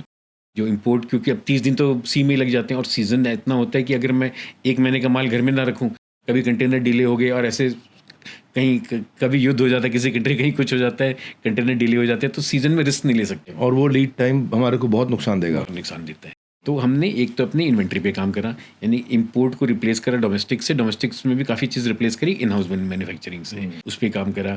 दूसरा, हमने काम करा अपने कस्टमर्स के साथ डिलीवरी शेड्यूल्स को और फर्म अप करने के लिए कि फिनिश गुड जो बन गया मेरे यहाँ वो कम से कम रुके, तो हम मेक टू ऑर्डर पे काम करें कि ऑर्डर आया, बनाया और बना के उसको पुश किया कि भैया कल ही उठा, तभी मेरी पेमेंट की साइकिल चालू होगी। नियरली जस्ट इन टाइम के आसपास आ रहे हो आप, क्योंकि आप मेक टू ऑर्डर कर रहे हो। हमारे साथ 100% मेक टू ऑर्डर है। 100% मेक टू ऑर्डर है। ये नहीं है कि मेरा डिज़ाइन फाइनल हो गया, मेरा प्रोडक्ट फाइनल हो गया, मेरा R&D ओके हो गया, सब कुछ ठीक है, बाजार में चलेगा, बना ही देते हैं 50,000 पीस, किसी ना किसी को तो बेच ही आएंगे। तो मैन्युफैक्चरिंग में 2 टर्म्स यूज़ होती हैं। हम एक बोलते हैं मेक टू स्टॉक, एक होता है make to order. Make to stock कोई भी जनरल चीज़ है मेक टू स्टॉक कर सकता हूँ। तो आज मैं जो मेरे एसी के अंदर मोटर लग रही है वो शायद मैं मेक टू स्टॉक भी कर सकते हैं, लेकिन finish product make to order ही करना पड़ेगा मुझे। नेचुरली। एक सवाल मेरे मन में बार बार आता है अजय सिंघानिया जी, जब आप आज 55 ब्रांड के लिए काम कर रहे हो, आप पहले 10 साल की जर्नी आपने OEM की करी, फिर आपने 10 साल ODM की करी, फिर प्रोडक्ट डाइवर्सिफिकेशन की भी करी, सबके लिए बना रहे हो, अपने ब्रांड में क्यों नहीं बनाते? क्या कारण है? फटाफट 3-4 कारण बताओ मुझे। क्या आपको बेचने से डर लगता है? क्या डिस्ट्रीब्यूशन का डर है? क्या आपको लगता नहीं है मेरी मास्टरी मैन्युफैक्चरिंग की है, मैं यही करूँगा? जब हम बिजनेस करते हैं, देखो लीडरशिप फनल में हमारे पार्टिसिपेंट आते हैं, और आज बिजनेस कोचिंग के अंदर और रियल बिजनेस में बात करने में देखो आपको भी मज़ा आ रहा होगा। जी बिल्कुल। जिस तरह मैं पकड़ पकड़ के सवाल कर रहा हूँ, है कि नहीं है? इस तरह कोई नहीं। आपके ना इन्वेस्टर भी ऐसे नहीं करते होंगे, इतने सवाल नहीं करेंगे जितने सवाल मैं करता हूँ। तो मैं ये पूछ रहा हूँ आपसे कि पार्टिसिपेंट से मैं पूछ लेता हूँ पहले, भाई तुम बनाने में अच्छे हो, लीडरशिप फनल में जो आते हैं हमारे इवेंट्स में, बिजनेस कोचिंग में, भगवान का आशीर्वाद है, आज पृथ्वी पे सबसे बड़ा क्लाइंट बेस, सबसे बड़ा सब्सक्राइबर बेस, सबसे बड़ा नेटवर्क आइडिया टू IPO पे लेके जा रहे हैं लीडरशिप फंड से लोगों को। SMEs के अंदर हम लोग छोटा एक इक्विटी भी लेते हैं, पार्टिसिपेशन करते हैं और उनको ऊपर ले जाते हैं। एक चीज़ मैं उनसे हमेशा पूछता हूँ, पहले ये डिसाइड करो तुम बनाने में अच्छे हो कि बेचने में अच्छे हो। दोनों काम एक साथ मत शुरू करो, है ना? आपने एक काम शुरू किया, बनाने में अच्छा हूँ, लेकिन बनाए जा रहा हूँ, बेचने की इच्छा ही नहीं रखी आपने कि भाई मेरा भी ब्रांड बने और अजय सिंघानिया के ब्रांड को देश जाने और हमारे ब्रांड के अंदर माल पहुंचे, क्योंकि बनाने की तो आपने मास्टरी कर ली। कारण बताओ। सर बहुत बढ़िया सवाल है। आई थिंक ये मेरे को काफ़ी बार पूछते हैं लोग, लेकिन आपने आज जिस तरह से पूछा है इसका जवाब देने में मज़ा आएगा। तो सबसे पहली बात, हम बनाने में तो माहिर हैं, हम बेचने में भी माहिर हैं, तभी 55 ब्रांड को बेच रहा हूँ है ना? तो बेचने की माहिरता, और अच्छी बात यह है कि मेरा एक ब्रांड नहीं, मेरे तो 55 ब्रांड है। तो हमारे पास तो जब इतना बड़ा चैनल खुला हुआ है, तो मैं 60 ब्रांड 70 ब्रांड भी कल करूँगा, तो हमारे पास तो इतनी अपॉर्चुनिटी कि हम जितने चाहे उतने ब्रांड कर सकते हैं। तो मैं एक ब्रांड सिर्फ जिस पे खुद का ठप्पा लगा उस पर क्यों फोकस करूँ? 55 ब्रांड के साथ ऑलरेडी काम कर रहे हैं, कल 60 के साथ भी करेंगे। तो ये तो हमारे लिए एक ट्रम्प कार्ड है। नहीं, लेकिन आगे के मार्जिन भी तो आपके बनेंगे ना। देखिए दूसरी साइड मार्जिन भी तो आपके हैं, दूसरे के साइड में हरदम घी जाता नजर आता है। सो वो डिबेट एक कंटिन्यूस रहेगी कभी भी। तो किसी को लगता होगा, शायद किसी ब्रांड को लग रहा होगा कि मैन्युफैक्चरिंग में ज़्यादा मार्जिन है, हमें लगता है शायद रॉ मटेरियल पार्लर के पास ज़्यादा मार्जिन है। हमारी एक ही स्पेशलिटी हो गई है, हमने इसमें माहिरता तो कर ही ली है कि मैन्युफैक्चरिंग माहिरता, लेकिन हम तो बेचने भी माहिर है, तभी तो 55 ब्रांड के लिए बेच रहे हैं। ये मान लेता हूँ कि बात मैं आपसे आर्ग्यूमेंट नहीं करूँगा, लेकिन 55 ब्रांड को बेचना और पूरा देश में डिस्ट्रीब्यूशन बिल्ड करना, वो दोनों बहुत ही अलग चीज़ है। बिल्कुल। ऑन ए सीरियस नोट देखिए, ब्रांड बिजनेस जो है वो एक माइंडसेट है अलग तरीके का। सो जस्ट टू नेम, मैं सिर्फ नाम के लिए बोल रहा हूँ, जैसे एक ब्रांड है फिलिप्स, ग्लोबल ब्रांड है, और शायद आपको पता होगा कि वो दुनिया में बहुत ही 1 या 2 आइटम है जो खुद बनाते हैं और बेचने के लिए उनके पास शायद हज़ारों SKUs हैं। करेक्ट। तो ऐसा क्यों है, पूरी दुनिया में बेच रहे हैं? तो इसके पीछे सिंपल सा लॉजिक ये है कि उनका जो फोटे, उनकी जो स्ट्रेंथ है वो ब्रांड है और डिस्ट्रीब्यूशन है। डिस्ट्रीब्यूशन, तो ब्रांड में क्या आता है, डिस्ट्रीब्यूशन है और आफ्टर सेल्स है। आफ्टर सेल्स जैसे मैंने आपको बोला कि 50-55% तो माल की लागत है, लेकिन 50-55% बाकी की चीज़ है जो कि इंटेंजिबल है, जिसमें फिजिकली कुछ नहीं जा रहा है, तो हमको दिख भी नहीं रहा उसमें क्या क्या जा रहा है। डिस्ट्रीब्यूशन, वेयर हाउसिंग, सर्विस, वो अपने आप में पूरी की पूरी एक अलग से MBA है। तो मैं सोचूं, या कोई भी ये सोच ले कि ये कर रहे हैं वो भी कर सकते हैं, उसके साइड में ज़्यादा प्रॉफिट है, तो फिर मैं, आप ये बताओ, ये बाय डिज़ाइन हुआ है कि बाय डिफ़ॉल्ट हुआ है जो अब आप कर रहे हो? बाय चांस हुआ है या बाय चॉइस हुआ है? बाई चॉइस है, डेफिनेटली बाय चॉइस है। तो एक कठोर शब्द पूछूं आपसे, ये मन में आलस आ रहा है कि मुझे वहाँ नहीं जाना है, या आपको पता है कि मेरा मैथमेटिक्स कहता है कि मुझे वहाँ नहीं जाना है? दोनों चीज़ इसमें। दूसरी चीज़ है इसमें ये है कि अभी जो हमारा बाय डिज़ाइन ग्रोथ है, जो हमने प्लान कर रखा है अगले 10 साल 15 साल में, उसमें हमारे पास इतनी अपॉर्चुनिटीज़ हैं, इतने एवेन्यूज़ हैं कि मैं उन पे अभी मतलब मैं भाग रहा हूँ, तो मैं दूसरे डायरेक्शन में भागने के बारे में क्यों सोचूं? ठीक बात है, ठीक बात है। इंडिया एक ऐसे स्टेज से गुजर रहा है, मतलब आपको मैं 1-2 थोड़ी बहुत स्टैटिस्टिक्स देना चाहूँगा यहाँ पर ना। हम जैसे AC बनाते हैं, AC का इंडिया में पेनिट्रेशन 10% का है। हम बोलते हैं कि 10%, सिर्फ 10% AC पेनिट्रेटेड है। तो हेडरूम ऑफ ग्रोथ बहुत है। बहुत ज़बरदस्त है। ग्लोबल एवरेज 40% का है। तो जब मेरे करंट बिजनेस में इतनी ग्रोथ है, तो मैं दूसरी की तरफ क्यों देखूँ? मैं को तो इसमें अभी इसी को सिर्फ मल्टीप्लाई करना है। भगवान ने भगवद गीता में इसमें श्लोक भी बोला है 3रे अध्याय में, श्रेयान स्वधर्मो कर्म, कि जो आपकी अपनी आइडेंटिटी है ना वही करना चाहिए। पर धर्मो भयावह, कि दूसरे के काम को कॉपी करना, कि उसमें ज़्यादा मार्जिन है चलो वो भी कर लूँ, उसमें भयावह हो सकता है, बहुत भयानक रिजल्ट दे सकता है। इसीलिए जिस चीज़ में अपने महारत हासिल करी है, क्या कहते हैं कि भाई if there are 9 rabbits in a room and you run behind 2, you end up catching neither, है ना। इम्पोर्टेंट कि भाई एक सही जगह पे 100 फुट गड्ढा खोदो, बजाय कि 100 जगह पे 1 फुट गड्ढा खोदो, तो पानी तभी मिलेगा अपने को। आपके 4 वर्टिकल्स पे जाना चाहता हूँ मैं, है ना। ईपैक पे हैं, और ईपैक में ड्यूरेबल में एक होगा रूम एयर कंडीशनर, जो विंडो स्प्लिट AC हो गया, ठीक है। दूसरा हो गया आपका डोमेस्टिक अप्लायंसेस, जो आपने अपने लीन पीरियड को मैनेज करने के लिए इंटेलिजेंटली आपने बिल्ड किया। और एक और चीज़ है कि भाई जो अभी तक इंपोर्ट का कोई सब्स्टिट्यूट आप बिल्ड करने की कोशिश करते थे, वह स्मॉल डोमेस्टिक अप्लायंसेस में भी आए आप। वो बड़े बड़े तो एयर कूलर हो गया या वॉशिंग मशीन हो गया, अभी इंडक्शन कुकिंग भी हो गया, वाटर डिस्पेंसर भी हो गया, एयर फ्रायर भी हो गया, मिक्सर ग्राइंडर भी हो गया। चौथी चीज़ कंपोनेंट में भी घुस गया, मेटल शीट भी कर रहे हैं, कॉपर ट्यूब भी कर रहे हैं, यूनिवर्सल मोटर भी कर रहे हैं, इंडक्शन कॉइल भी कर रहे हैं, हीट एक्सचेंज भी कर रहे हैं। चारों पैट कैटेगरी में मेरे को ना कोई रिलेशन अगर है तो वो समझना चाहता हूँ। आप एक बुद्धिमान व्यक्ति हैं, आपने कोई कैटेगरी को सोचा कि मैं उसको बिल्डअप कर रहा हूँ, तो क्या इनमें रॉ मटेरियल कॉमन था, या इनका सप्लाई चेन कॉमन था, या इनका वेयर हाउस कॉमन था, या इनका प्रोक्योरमेंट कॉमन था, या इनका इनबाउंड आउटबाउंड लॉजिस्टिक्स कॉमन था, या इनका डिस्ट्रीब्यूशन नेटवर्क कॉमन था, या इनका कोई कस्टमर बेस कॉमन था, जो आपके 55 कस्टमर हैं वो कॉमन है आपके लिए। ये चारों वर्टिकल में काम करने में क्या कोई रिलेटेड, कनेक्टेड, कॉम्प्लीमेंट्री सिनर्जी थी? ये कैसे डिसाइड हुए? तो बिंद्रा जी, आपने जो 6 बातें बोली, इन चारों में 6 चीज़ कॉमन है। हाँ, मैं सोच रहा था इस पर। ऑल 6। तो पहले बताओ क्वेश्चन कितना इंटेलिजेंट है सर, ये चीज़ समझने में लोगों को टाइम लग जाता है। तो इनमें सब चीज़ कॉमन है। तो इंडिया में सबसे पहले अगर मैन्युफैक्चरिंग को देखें, टॉप 10 ब्रांड्स, या जो भी लेट्स से AC जो बना रहा है आज इंडिया में, वोल्टास भी AC बना रहा है, हेवल्स भी AC बना रहा है, दोनों की खुद की फैक्ट्री हैं, लेकिन दोनों टिपिकली या एज अ थंब रूल 50-55% खुद बनाते हैं, बाकी 50% आउटसोर्स करते हैं, OEM ODM से लेते हैं। 50% में हो सकता है कुछ मेरे से लेते हो, कुछ किसी और से ले रहे हो, तो वो उसको मैं AC दे रहा हूँ। AC के साथ साथ अब वो स्मॉल अप्लायंसेस भी करता है, हीवल्स अपने ब्रांड से स्मॉल अप्लायंसेस भी बेचता है बहुत सारे। मैंने वहाँ भी अपना वॉलेट शेयर बढ़ा लिया। जब मैंने वहाँ वॉलेट शेयर बढ़ाया, तो जब हमने पहले बात करी, मेरे लिए it is called cross sell, कि मैं उसी कस्टमर को उसी के घर में 2-4 चीज़ें लग रही थी, मैंने बोला जी मेरे को ये भी चाहिए, मेरे को ये भी चाहिए। मैंने अपना वॉलेट शेयर बढ़ाया वहाँ पर, और सीजनलिटी सेट ऑफ करी, जिसके लिए मेरी मैन्युफैक्चरिंग की केबिलिटी वही यूज़ हो रही है। तो मैंने अपना ROE ROC इंप्रूव करा और अपना एसेट टर्न पे काम करा। तो जो फाइनेंशियल मैट्रिक्स है उसमें जो भी हम एक्शन ले रहे हैं, उस पर 3 चीज़ों पे ध्यान रख रहे हैं। ROE इंप्रूव करना है, ROC इंप्रूव करना है, एसेट टर्न पे काम करना है। उसको करने के लिए मैन्युफैक्चरिंग की लैंग्वेज में एक ही जरिया है, कैपेसिटी यूटिलाइजेशन पे काम करना है। कैपेसिटी को इंप्रूव करते चलो, यूटिलाइजेशन को इंप्रूव करते चलो, एसेट टर्न बढ़ाते चलो, कि जो पैसा लगा दिया उससे मैं कितनी चक्री घुमा सकता अब मेटल शीट, कॉपर ट्यूब वगैरह और universal motor, induction coil, heat exchange, ये सब आप इंटरनली यूज करते हूँ। हैं? ये सारे एक एसी में जा रहे हैं, हाँ। मैं खुद यूज़ कर रहा हूँ, तो उसी से बनती हैं बाकी के स्मॉल अप्लायंसेज, उसी से बनते हैं लार्ज अप्लायंसेज, वॉशिंग मशीन भी।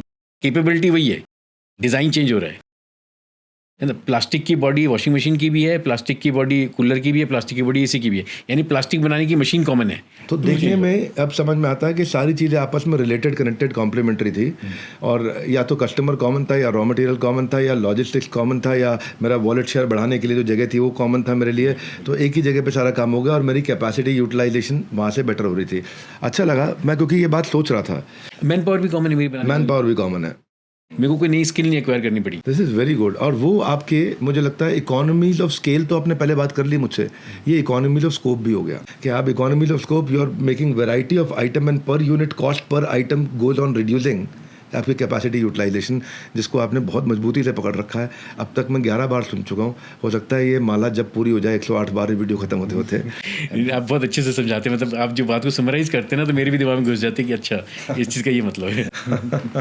तो ये वाला जो हमारा एपिसोड सीरीज़ है ना, ये बहुत इंटेलिजेंट लोगों को काम आता है। जो रियल बिजनेस में है उसको बहुत काम आता है। वो उसको ध्यान से बैठ के देखे ना, बैठ करके घंटा 1.5 घंटा मॉर्निंग वॉक के साथ चल ले, तो उसको लगेगा वैल्यू क्रिएट हुई है उसके लिए। नहीं तो क्या रील का कल्चर है, 30 सेकंड की रील देखेगा, क्योंकि इनके प्रोडक्शन साइकिल डिफरेंट है ना। क्या इसमें गैप आता है? स्मॉल डोमेस्टिक अप्लायंस का प्रोडक्शन साइकिल अलग है, लार्ज डोमेस्टिक अप्लायंस का प्रोडक्शन साइकिल अलग है। और सप्लाई चेन हो सकता है कुछ चीज़ों की कॉमन होए, लेकिन प्रोडक्शन साइकिल अलग होने से आप फोकस किस पे ज़्यादा करते हैं? मेन लाइन, हम अपने भाषा में बोलते हैं कोर लाइन, मेन लाइन, यार इसका वॉल्यूम बहुत ज़्यादा बढ़ाना है, मार्जिन मल्टीप्लाइड बाय वेलोसिटी, है ना, इसको ज़्यादा बढ़ाना है। आपका फोकस एरिया कहाँ ज़्यादा रहने वाला है आगे भी, स्मॉल डोमेस्टिक अप्लायंस पे कि लार्ज डोमेस्टिक अप्लायंस पे? और इनका प्रोडक्शन साइकिल अलग होने से क्या आपस में कोई लड़ाई होती है? तो एक मैनेजमेंट का हमारा प्रिंसिपल है, हम अपनी मैनेजमेंट को 3 लेवल पे डिवाइड करके चलते हैं। एक है एग्जीक्यूशन लेवल, ऑपरेशनल लेवल, वो काम करेगा कल के ऊपर या आज के ऊपर, तो उसका काम है कल का जो सेल्स का ऑर्डर है उसको एग्जीक्यूट करना है। उसके ऊपर एक मिडिल लेवल है जो काम कर रहा है अगले महीने के ऊपर, और उसके ऊपर आता है हमारा टॉप लेवल, मैनेजमेंट लेवल, जो काम कर रहा है अगले सीजन के ऊपर। तो तीनों जगह जस्टिफाई करना है। तो जब हमारी जो R&D टीम है, या जो हम बोलते हैं सोर्सिंग टीम है, वो काम कर रही है कि जी गर्मी जाने वाली है, 4 महीने बाद ठंड आने वाली है, ठंड के क्या क्या प्रोडक्ट्स मेरे को बनाने हैं, उसकी सोर्सिंग साइकिल को सही कर लूँ, उसकी रॉ मटेरियल की नेगोशिएशंस कर लूँ, उसके लिए कैपेसिटी कैलकुलेशन कर लूँ कि कोई शॉर्टफॉल तो नहीं हो रहा। मार्केटिंग टीम काम कर रही है उससे अगले सीजन पे जो मेरे को माल बेचना है उसके ऊपर, तो हर एक का अपना अपना काम है। तो ऑपरेशंस की टीम काम कर रही है जी कल का जो ऑर्डर है वो मेरे को एग्जीक्यूट करना है, तो आप बोल रहे हो एक टीम उसके ऊपर काम करेगी, क्योंकि हमको हर जगह पकड़ के रखना है, क्योंकि अगर कल पे काम नहीं होगा तो परसों नहीं आएगा। तो प्लानिंग पे भी काम करना है, एग्जीक्यूशन पे भी काम करना है। प्लानिंग पे भी काम करना है, एग्जीक्यूशन पे भी काम करना है। हमारा जो लीडरशिप फनल प्रोग्राम है उसमें हम कोई थ्योरी की बात नहीं करते, केवल एग्जीक्यूशन एग्जीक्यूशन एग्जीक्यूशन। इसलिए सिंघानी जी मैं आपको इनवाइट करूंगा। अब तक हज़ारों बिजनेसेस, मैं सिंगल प्रोडक्ट कंपनी हूँ, I am SPC, single product company, star product company. मेरा एक प्रोडक्ट है लीडरशिप फनल। वहाँ से लोग आते हैं जो IPO की जर्नी को कवर करते हैं, वो कई बार हमारे साथ पार्टनर भी बनते हैं उनमें वो, पर हम लोग पर्सनल कोच देना, हैंड होल्ड करना, फ्रेमवर्क देना, उनको होम ट्यूशन देना, उनको सपोर्ट क्रिएट करना, उनको सारे के सारे एग्जीक्यूशन में हेल्प करना। 2 करोड़ 5 करोड़ 10 करोड़ 50 करोड़ 100 करोड़ कहीं भी फंस रहा हो, उस जर्नी से उसको आगे लेके जाते हैं। तो मैं आपको इवेंट में इन्वाइट करूँगा, आप आइएगा और थोड़ा अपना एक्सपीरियंस शेयर करिए इवेंट में आकर के सबके साथ में। तो मैन्युफैक्चरिंग वाले बड़े उससे बहुत इंस्पायर्ड हो जाएंगे। तो अभी पिछले साल मैंने देखा आपका 73% रेवेन्यू खाली AC बनाने से आ रहा है। क्या ये कॉन्सेंट्रेशन रिस्क नहीं है? क्योंकि मैं जानना चाहता हूँ कि प्रोडक्ट का रेवेन्यू स्प्लिट जो है, अगर 73% या 70% भी मान लेते हैं, आप AC रखा है जो कि एक सीजनल प्रोडक्ट है, तो बाकी चीज़ों से हम लोग कवर अप नहीं कर पा रहे हैं, या नहीं करना चाहते हैं इसलिए नहीं कर पा रहे हैं, या करना चाहते हैं वो स्टेज पे अभी हम हैं। तो बिंदर जी, इसमें ये एक जर्नी है ना, ये रियलाइजेशन होना सबसे पहले, अपने आप में एक रियलाइजेशन होना जरूरी है कि मेरा रिस्क क्या है बिजनेस का। जब रियलाइज़ हो गया कि रिस्क क्या है, अब इस पे काम नहीं करना, क्राइम हम पहले बात करते हैं। तो 2014 में हमारा 100% डिपेंडेंस था इसी पे, है ना। फिर 95 हुआ, 90 हुआ, 3 साल पहले 80 था, लास्ट फाइनेंशियल में 73 था, लास्ट क्वार्टर में 65 था। हमने और जो मार्केट को बोला है कि with in next 12 to 16 months will bring it down to as low as 50-55%. So revenue from new product upon total revenue is 35%. जो टोटल रेवेन्यू आ रहा है उसमें से जो नया प्रोडक्ट लाइन का रेवेन्यू है that is 35%, 65% is still AC, you are bringing it down to 50%. तो एसी ग्रो कर ही रहा है, वो ग्रो करता रहेगा, लेकिन बाकी के जो नए प्रोडक्ट्स हम डाल रहे हैं उनकी ग्रोथ 100%, 200%, 300% होगी, तो ये रेशियो चेंज होता जाएगा. तो हम इसको लगातार नीचे ला रहे हैं. इसका मतलब ये नहीं है, मैं जोर देके बोलूं, इसका मतलब ये नहीं कि हम एसी को कम कर रहे हैं. एसी भी बढ़ा रहे हैं पर वो ज़्यादा तेज बढ़ा रहे हैं. अच्छा, मैं ये जानना चाहता हूँ कि एसी बनाने में पर यूनिट कॉस्ट क्या आती है? ऐसे तो आपने देखो बताया कि बाजार में जो 100 रुपये का बिक रहा है आपको 55 का पड़ रहा है, पर रॉ मटेरियल है, आपकी लेबर है, पावर है, लॉजिस्टिक्स है, उसमें कहीं वारंटी कॉस्ट भी आती है. वारंटी कॉस्ट आप पे आती है? ब्रांड की होती है. तो आज मार्केट में अगर 1 टन का 5 स्टार एसी डाइकिन का हो तो 35,000 का बिकता है, और 1.5 टन का हो तो 50,000 का बिकता है. वो 50,000 का जो एसी है वो आपने जब बाजार में दिया, उनको दिया, डाइकिन को दिया, तो 27,000 का दिया आपने उसको. हाँ, जब हमने बोला 50% का दिया. हाँ, 55% का मान लिया मैंने. 50,000 के आइटम को 27,000 मान लिया, आपने 27,000 में उनको पकड़ाया. इसके बाद में जब हम पूरा का पूरा वैल्यू चेन देख रहे हैं तो मार्जिन डिस्ट्रीब्यूशन कैसा होता है? मतलब समझो जे इसमें कंज्यूमर प्राइस में मैन्युफैक्चरर का कितना होता है, ब्रांड का कितना होता है, डिस्ट्रीब्यूटर रिटेलर का कितना होता है, और सबसे ज़्यादा वैल्यू कौन कैप्चर करके लेके जाता है? देखिए, मैं इसमें ज़्यादा एक्सपर्टीज से बात कर सकूंगा हमारे एंड पे क्या है.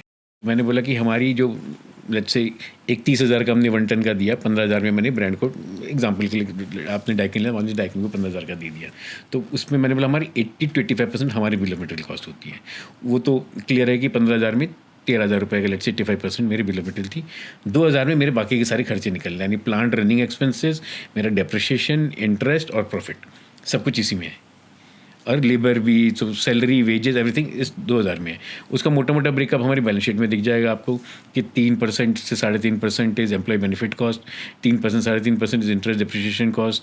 तो वो सारा तब बैलेंस शीट में दिख जाता है. अब आप जो दूसरे साइड की बात कर रहे हैं वो ब्रांड टू ब्रांड डिफर करेगा, बट लगभग 50% में हम देखेंगे. तो जब हम ब्रांड के एंड पे बात करेंगे, 30,000 पे बेच रहा है, उस पर सबसे पहले 18 से 20% तो GST चला गया, बिकॉज हम बेच रहे हैं x works, typically x works without tax, मतलब टैक्स उसके ऊपर ऐड होगा, लास्ट में जाके ऐड होगा. तो ब्रांड पे 20% तो टैक्स गया, और बीच में उनकी जो फ्रेट है, नेशनल डिस्ट्रीब्यूशन करना उनको, तो ऑल इंडिया फ्रेट भी है उनका, वारंटी कॉस्ट भी है, फिर ब्रांड का मार्जिन है, डिस्ट्रीब्यूटर का मार्जिन है, डीलर का मार्जिन है, फिर कुछ स्कीम है, और आपकी एडवर्टाइजिंग कॉस्ट वगैरह. फिर ब्रांड के मार्जिन में आएगा तो ब्रांड के मार्जिन में उसकी एडवर्टाइजिंग कॉस्ट है, उसके अपने ओवरहेड्स हैं. तो मतलब इट इज़, हम ऐसा नहीं बोल सकते कि हमसे 15 का लेके 30 का बेच रहा है तो वो राजा है. मतलब हर एक जगह सबके अपने अपने कॉस्ट हैं. ओके, ठीक है. आप उसके स्प्लिट पे आपने, आपका सिंपल आंसर ये है कि भाई आप अपना तो बता सकते हैं, उनका ब्रांड टू ब्रांड डिफर करेगा. आप जब बार बार ये बोलते हैं ना मुझे, तो मैं थोड़ा घबराहट भी होता है और इच्छा भी होती जानने की कि भाई मेरे जो है ना रॉ मटेरियल कॉस्ट ही 80% है मेरे रेवेन्यू का, और जब आप बीच में बार बार बोलते हैं 20% में मुझे ये खर्चा भी निकालना है, ये भी निकालना है, ये भी निकालना है, ये भी निकालना है, ऐसा लगता है जैसे आप मेरे साथ नेगोशिएट कर रहे हो. है कि नहीं? मुझे आप कुछ बेचने वाले हैं, बोलेंगे देखो भाई ज़्यादा बचना नहीं है, इतना दे ही दो मुझे. है कि नहीं? तो आप मतलब बातचीत में ऐसा लगता है कि जैसे मतलब मुझे लगता नहीं यार इसको फ़ायदा दे दो भाई, बेचारा बहुत परेशानी में. तो मैं ये जानना चाहता हूँ कि प्रोडक्शन टू डिस्पैच का लीड टाइम नॉर्मली 30-40 दिन का हो जाता है. आपका लीड टाइम क्या है, और आप ये जो 20% है इसको ऑप्टिमाइज करने के लिए लीन मैन्युफैक्चरिंग, जस्ट इन टाइम, या कुछ और, या कोई पोका योके 5S काइजन, 6 सिग्मा काइजन, या उसके अलावा TPM, TQM, लीफो, फीफो, कितने तरह के जापानीज टूल्स हैं. सारे टूल्स लगते हैं, सारे. आई थिंक ये तो पार्ट एंड पार्सल आज की डेट में मैन्युफैक्चरिंग बिजनेस का, स्टार्टिंग 5S के साथ, और उसके बाद क्वालिटी के लिए 6 सिग्मा. इनवर्ड मटेरियल जो भी आएगा वो तो लीन मैन्युफैक्चरिंग, यानी कि वो बिल्कुल जस्ट इन टाइम आए जहाँ तक हो सके, क्योंकि उसका बेसिक रीज़न है कि हमारे लिए मैन्युफैक्चरर के लिए 2 जगह पैसे लगे हैं. स्पेस में पैसे लगे, यानी कि मैंने RM को जितना स्पेस दे दिया इनकमिंग रॉ मटेरियल को, वो मेरा स्पेस, मेरा कॉस्ट है, स्पेस में पैसा लग गया, वर्किंग कैपिटल में पैसा लग गया. तो इसीलिए सिंपल से प्रिंसिपल है कि लीन मैन्युफैक्चरिंग में सबसे पहले इनकमिंग के लिए जस्ट इन टाइम आना. वैसे ही फिनिश गुड बना के जो मैंने अपने वेयरहाउस में रख लिया, उसमें फिर मेरा पैसा लग गया, वर्किंग कैपिटल में भी, जगह पे भी. तो उसको जितनी जल्दी से बाहर कर देना, यानी कस्टमर को दे देना, मेक टू ऑर्डर करना. तो ये सब मतलब टर्म्स भूत नहीं है, ये सब आप सिंपल लैंग्वेज में बात करें तो सब कुछ हम कैपिटल एफिशिएंसी और उसी की बात कर रहे हैं कि अपनी कैपिटल एफिशिएंसी को इंप्रूव करना है. आपकी इन्वेंट्री की एजिंग तो इससे कंट्रोल हो जाती होगी क्योंकि आप लगभग जस्ट इन टाइम काम कर रहे हैं. ये कोई अंत नहीं है. सो ये तो एक कंटिन्यूअस इंप्रूवमेंट है. जापानीज में बोलते हैं कि कोई भी चीज़ कभी एब्सोल्यूट नहीं हो सकती। तो पिछले आपने वो नंबर लिया कि 90 था, 90 से 45 हो गया, मैं 45 को अगले साल 40 कैसे करूँ, 40 हो गया तो 35 कैसे करूँ। तो ये तो एक रेस है, इसमें हर रोज़ अपने आप को इम्प्रूव करना है। अच्छा, मैं एक चीज़ पूछना चाहता हूँ कि आपका अपना क्वालिटी और कंप्लाइंस सेटअप कैसा है, उसके बारे में थोड़ा मुझे बात करना है, क्वालिटी कंप्लाइंस के बारे में। आप रूम एयर कंडीशनर बना रहे हैं, एयर कूलर बना रहे हैं, लार्ज डोमेस्टिक अप्लायंस बनाते हैं, टेस्टिंग कंप्लाइंस की कॉस्ट होती है, एनर्जी एफिशिएंसी के नॉर्म्स होते हैं, बीई की रेटिंग्स होती हैं, या सर्विस के जो नेटवर्क हैं वो क्रिटिकल। तो ईपैक के अपने कंप्लाइंस और क्वालिटी के लिए आपकी क्या फ़िलॉसफी है, या किस चीज़ पे आप ध्यान देते हैं, क्या केपीआई पे ध्यान देते हैं? इसके ऊपर केपीआई सबसे पहले ये कि सारे के सारे जो टेस्ट स्टैंडर्ड्स हैं वो हमने इन हाउस या अपने अंदर ही हम सारे टेस्ट करते हैं, क्योंकि हम ओडीएम में हम कस्टमर को एक ऐसा सोल्यूशन देते हैं कि जी आप प्रोडक्ट जब हमसे लोगे सारे के सारे टेस्ट रिपोर्ट्स हम आपको खुद बना के देंगे, आपको किसी थर्ड पार्टी के पास टेस्ट करने के लिए, वैलिडेशन के लिए नहीं जाना पड़े। जहाँ तक उसका एटलीस्ट 90% 99% टेस्ट हम खुद ही कर देते हैं। तो उससे हमको दो चीज़ की लर्निंग मिलती है। तो मेरे लिए ये एक सेल्स के लिए मार्केटिंग का टूल तो है ही है, लेकिन साथ के साथ हमारे लिए एक R&D का टूल भी बन जाता है कि जब मैं टेस्ट करता हूँ और मेरे को एक एग्जांपल लेते हैं, मुझे मालूम है कि मेरे को एक गाड़ी बनानी है जो कि 100 की स्पीड पे जा सके। जब मैंने पार्ट बनाया अगर वो 110 तक जा रहा है तो मुझे पता है कि मैं इस पर 10 कम कर सकता हूँ या कुछ हटा सकता हूँ, फिर भी ये टेस्ट स्टैंडर्ड्स को पूरा करेगा। तो दिस इज़ इस तरह से हम उसकी R&D पे काम करते हैं कि लगातार मुझे एक टेस्ट स्टैंडर्ड है, उस टेस्ट स्टैंडर्ड को जब मैं खुद करूँगा तभी तो मुझे पता चलेगा कि इसमें क्वेश्चन कितना है, कि इसमें मेरे को मतलब चीनी और डालनी है कि निकालनी है। क्वालिटी भी कॉम्प्रोमाइज़ नहीं है और कॉस्टिंग भी कम हो गई। तो बहुत राइटफुली बैलेंस करने के लिए जितने टेस्ट हम करते हैं वो ऐसे वाले टेस्ट पकड़ते हैं, खुद करते हैं, ताकि हम उससे अपने आप को कंटिन्यूसली इवेल्युएट कर सकें कि मुझे कहाँ पर स्कोप है, मुझे ज़्यादा करना है इसको या इसको कम करना है। अच्छा, डिफेक्ट रेट की हम बात कर लेते हैं एक मिनट। ग्लोबल ब्रांड जो होते हैं 0.5% डिफेक्ट रेट तक एक्सेप्ट कर पाते हैं। ईपैक ड्यूरेबल का डिफेक्ट रेट क्या है और आपने क्या मेथोडोलॉजी अपनाई है ना? और वारंटी क्लेम आपकी percentage of cost of sales, क्योंकि वारंटी क्लेम आपके पास नहीं आता है, तो कॉस्ट परसेंटेज ऑफ सेल्स को मैं उसको कैसे कैलकुलेट करूँ, शायद उसकी ज़रूरत नहीं पड़ेगी। ऐसा नहीं है कि मेरी लाइबिलिटीज़ जीरो है प्रोडक्ट डिफेक्ट की। तो जो ग्लोबल स्टैंडर्ड्स हैं पार्ट लाइबिलिटी के, प्रोडक्ट लाइबिलिटी डिफेक्ट के, वो हर जगह अप्लाई होते हैं। जब प्रोडक्ट मैन्युफैक्चरर हम हैं तो डिफेक्ट की लाइबिलिटी भी हमारी होगी कहीं ना कहीं जाके। तो इसमें अलग अलग प्रोडक्ट पे एग्रीड नॉर्म्स हैं। किसी टिपिकली एक प्रोडक्ट पे एग्रीड होता है कि एग्जांपल के लिए कि अगर 5% से ज़्यादा फेलियर होगा तो हमको सारा का सारा प्रोडक्ट रिकॉल करना पड़ेगा बाज़ार से। हम कई बार सुनते हैं कि गाड़ी में वो ब्रेक फेल हो रहा था तो सारे के सारे प्रोडक्ट बाजार से रिकॉल करने पड़ गए, वो उस पार्ट मैन्युफैक्चर की लाइबिलिटी में आ जाता है। उसके लिए हमारे पास फिर टूल्स होते हैं, हम इंश्योरेंस कराते हैं, प्रोडक्ट लाइबिलिटी इंश्योरेंस लेके रखते हैं। बट हम डिज़ाइन पे कंटिन्यूसली काम करते रहते हैं, इसीलिए कि हम उस लाइबिलिटीज़ को, या हम कंटिन्यूसली जो मैंने बोला कस्टमर से फीडबैक लेते रहते हैं कि अभी क्या चल रही है। और जितने अच्छे कस्टमर्स हैं वो हमसे कॉन्ट्रैक्ट करते हैं कि जी लास्ट ईयर फेलियर रेट 3% रहा, तो हमसे डेटा देते हैं कि इस तरह का फेलियर था, इस तरह का फेलियर था, इस साल इसको 3 को 3.25 करो, 3.25 को आप 2.5 करो, 2.5 को 2.25 करो। अच्छा, R&D में जब आप प्रोडक्ट डिज़ाइन डेवलप कर रहे होते हैं तो क्या कई बार आपके जो की कस्टमर्स हैं, जो बड़ा ब्रांड है, जब वो कस्टमर है वो आपके साथ में को-क्यूरेट करता है R&D में, क्या वो जॉइंटली एक्सप्लोर करता है कंप्लीटनेस एंड इफेक्टिवनेस? तो ये एक बड़ी हमारे लिए एक बड़ा ज़बरदस्त लर्निंग है कि हम इतने सारे ब्रांड से काम करें जिसमें से कुछ मल्टीनेशनल्स हैं जिनके पास बाहर से बहुत अच्छी लर्निंग्स आ रही है। तो हमें वो जो लर्निंग मिलती है वो सारे सब जगह से मिलती है। तो हमारे पास डेटा भी बड़ा ज़बरदस्त होता है कि अगर आज मुझे फेलियर का डेटा ही 4 ब्रांड से मिल रहा है, किसी से नॉर्थ का मिल रहा है, किसी से साउथ का मिल रहा है, तो मुझे जो लर्निंग है वो हमारे लिए बड़ी इंपॉर्टेंट होती है, जिससे हम प्रोडक्ट को और जल्दी काम कर पाते हैं। वेरी गुड, ये बड़ा अच्छा है क्योंकि आपके पास हर एक का लर्निंग आ रहा है और हर एक का बेस्ट प्रैक्टिस मिल रहा है। तो ईपैक जो है वो बेटर ऑफ द बेस्ट होते चला जा रहा है क्योंकि सब जगह से अलग अलग प्रकार की लर्निंग ले रहा है। तो अभी MSME को देखो, प्रोडक्शन लिंक कैपेसिटी, जो प्रोडक्शन लिंक इंसेंटिव एक सरकार ने कुछ चालू किया था, PLI, और उससे आपकी कैपेसिटी को मैं पढ़ रहा था कहीं 50% बूस्ट मिला है जी। अगर कोई और 1-2 लाइन में समझाना चाहो किसी MSME व्यापारी को इस गवर्नमेंट स्कीम का फ़ायदा लेना हो, आपने अच्छे से लिया भरपूर, वो कैसे ले सकता है? तो देखिए, time to time make in India या आत्मनिर्भर भारत के लिए गवर्नमेंट ने बहुत सारे इनिशिएटिव्स लॉन्च करे, जिसमें से एक PLI था, और इस तरह की PLI आज भी मेरे ख्याल से काफ़ी सारे प्रोडक्ट सेगमेंट्स में अवेलेबल है। तो ये PLI एक ज़रिया है जिसके थ्रू गवर्नमेंट ये क्लियर कट इंडिकेट कर रही है कि ये वाले हमारे की सनराइज सेक्टर्स है, ये हमारे थ्रस्ट एरियाज़ हैं जहाँ पर उनको ग्रोथ पोटेंशियल दिख रहा है। अब एज अ बिजनेसमैन मेरे को लगता है कि स्टडी गवर्नमेंट ने ऑलरेडी कर ली कि आज इंडिया में ये चीज़ इंपोर्ट हो रही है, इसकी वैल्यू इतनी ज़्यादा है, तो हमें इस वाली चीज़ को लोकलाइजेशन पे ध्यान देना है। तो किक स्टार्ट करने के लिए किसी नए बिजनेस को हमें एक इनपुट तो डे वन पे मिल गया कि ये थ्रस्ट एरिया, यहाँ पर इंसेंटिव तो मिल ही रहा है। अब अगर हमारी कैपेबिलिटी से मैच होती है तो आपको ये एश्योरेंस है कि कम से कम मेरा जो इन्वेस्टमेंट हो रहा है, सो मैं ये नहीं बोलूँगा कि बिकॉज किसी चीज़ में पीएलआई पैसा लगा दो, बट अगर आपको वो इंसेंटिव मिल रहा है तो आपके पास एक नहीं ठीक है, आपको हेड स्टार्ट किक स्टार्ट के लिए बेनिफिट तो मिलता ही है, और जिस जगह पे सरकार अगर आपको इंसेंटिव दे रही है तो मतलब सरकार का वो मार्केट इस समय सनराइज सेक्टर की तरह बिहेव करेगी। आपकी जो कंपनी है ई-पैक ड्यूरेबल, हमने कॉस्ट की, क्वालिटी की, सब चीज़ों की बड़ी बात करी। एक चीज़ में मैं फाइनेंशियल ईयर में चेक कर रहा था, एक होता है LTIFR, इसका मतलब होता है lost time injury frequency rate, है ना, तो वो आपका लगभग 0 रहा। मैं कहीं पढ़ा कि टोटल जो है ना रिकॉर्डेबल वर्क रिलेटेड जो इंजरी थी, कोई किसी आदमी को कोई नुकसान नहीं हुआ, होता ही है। अब इंडस्ट्री का स्टैंडर्ड है 0.3 के आसपास रहता है, तो ऐसी क्या सेफ्टी आपने करी कि भाई किसी भी आपके मजदूर, वर्कर, लेबर, किसी को कोई किसी प्रकार की इंजरी नहीं हुई? क्योंकि क्या सेफ्टी नॉर्म्स आप प्रैक्टिस करते हो?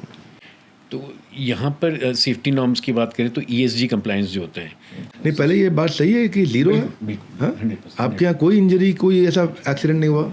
बहुत बड़ी बात है। बड़ी बात है ये। तो इसके लिए लगातार हम लोग एक HR में हमारी एक सेफ्टी टीम अलग से बना रखी है हमने ESG और सेफ्टी के लिए, जो कंटिन्यूअसली हर हफ्ते एक ट्रेनिंग करती है फायर सेफ्टी के ऊपर। और हमने काफ़ी सारे मेजरमेंट टूल्स बना रखे हैं कि हम हर जगह जा के वहाँ पर करंट चेक करते हैं। ये फायर सेफ्टी एक सबसे बड़ा चीज़ है।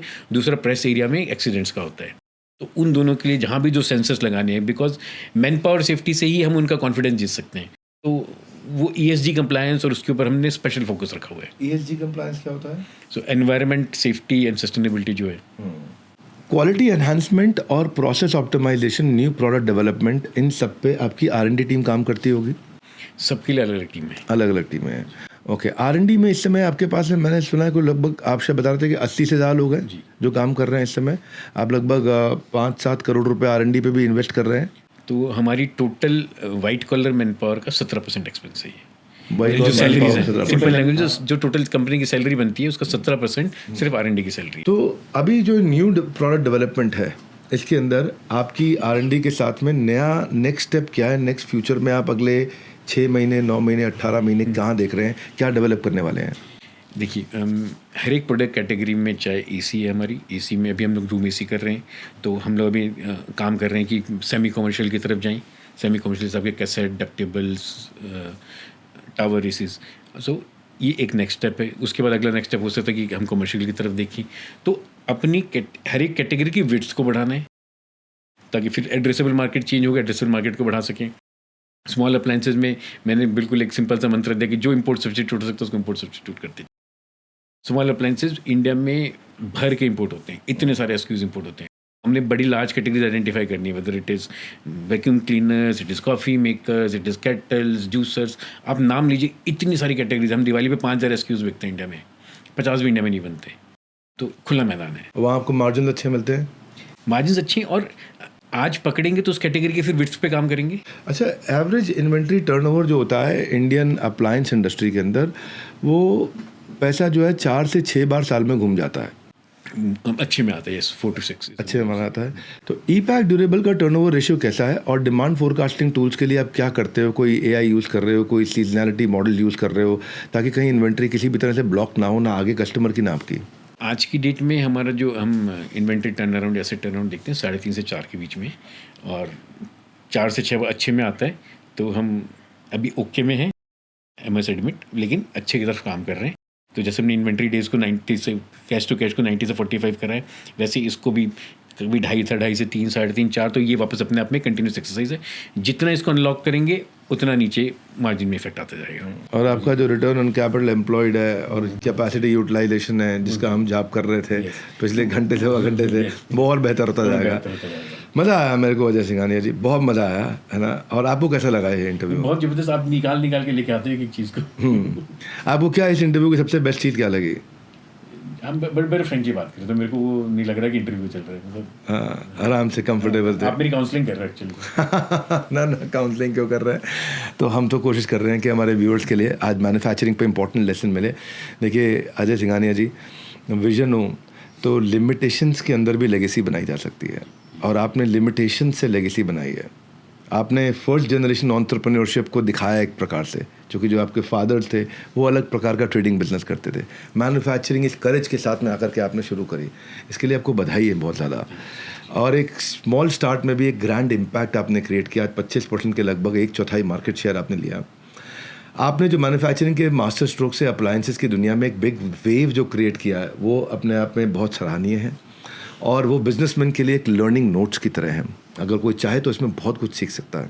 कम से कम 2 से 3 बार देख करके वीडियो को शेयर करें, जिसको मैन्युफैक्चरिंग में इंटरेस्ट है ना। आप भी बोलिए लोगों को शेयर करने के लिए। आप यहाँ आए हैं, आपने हमारी स्टोरी और अपने स्किल्स को शेयर किया है। तो मैन्युफैक्चरिंग की इस मास्टर क्लास के लिए आपका हृदय की गहराई से बहुत बहुत धन्यवाद।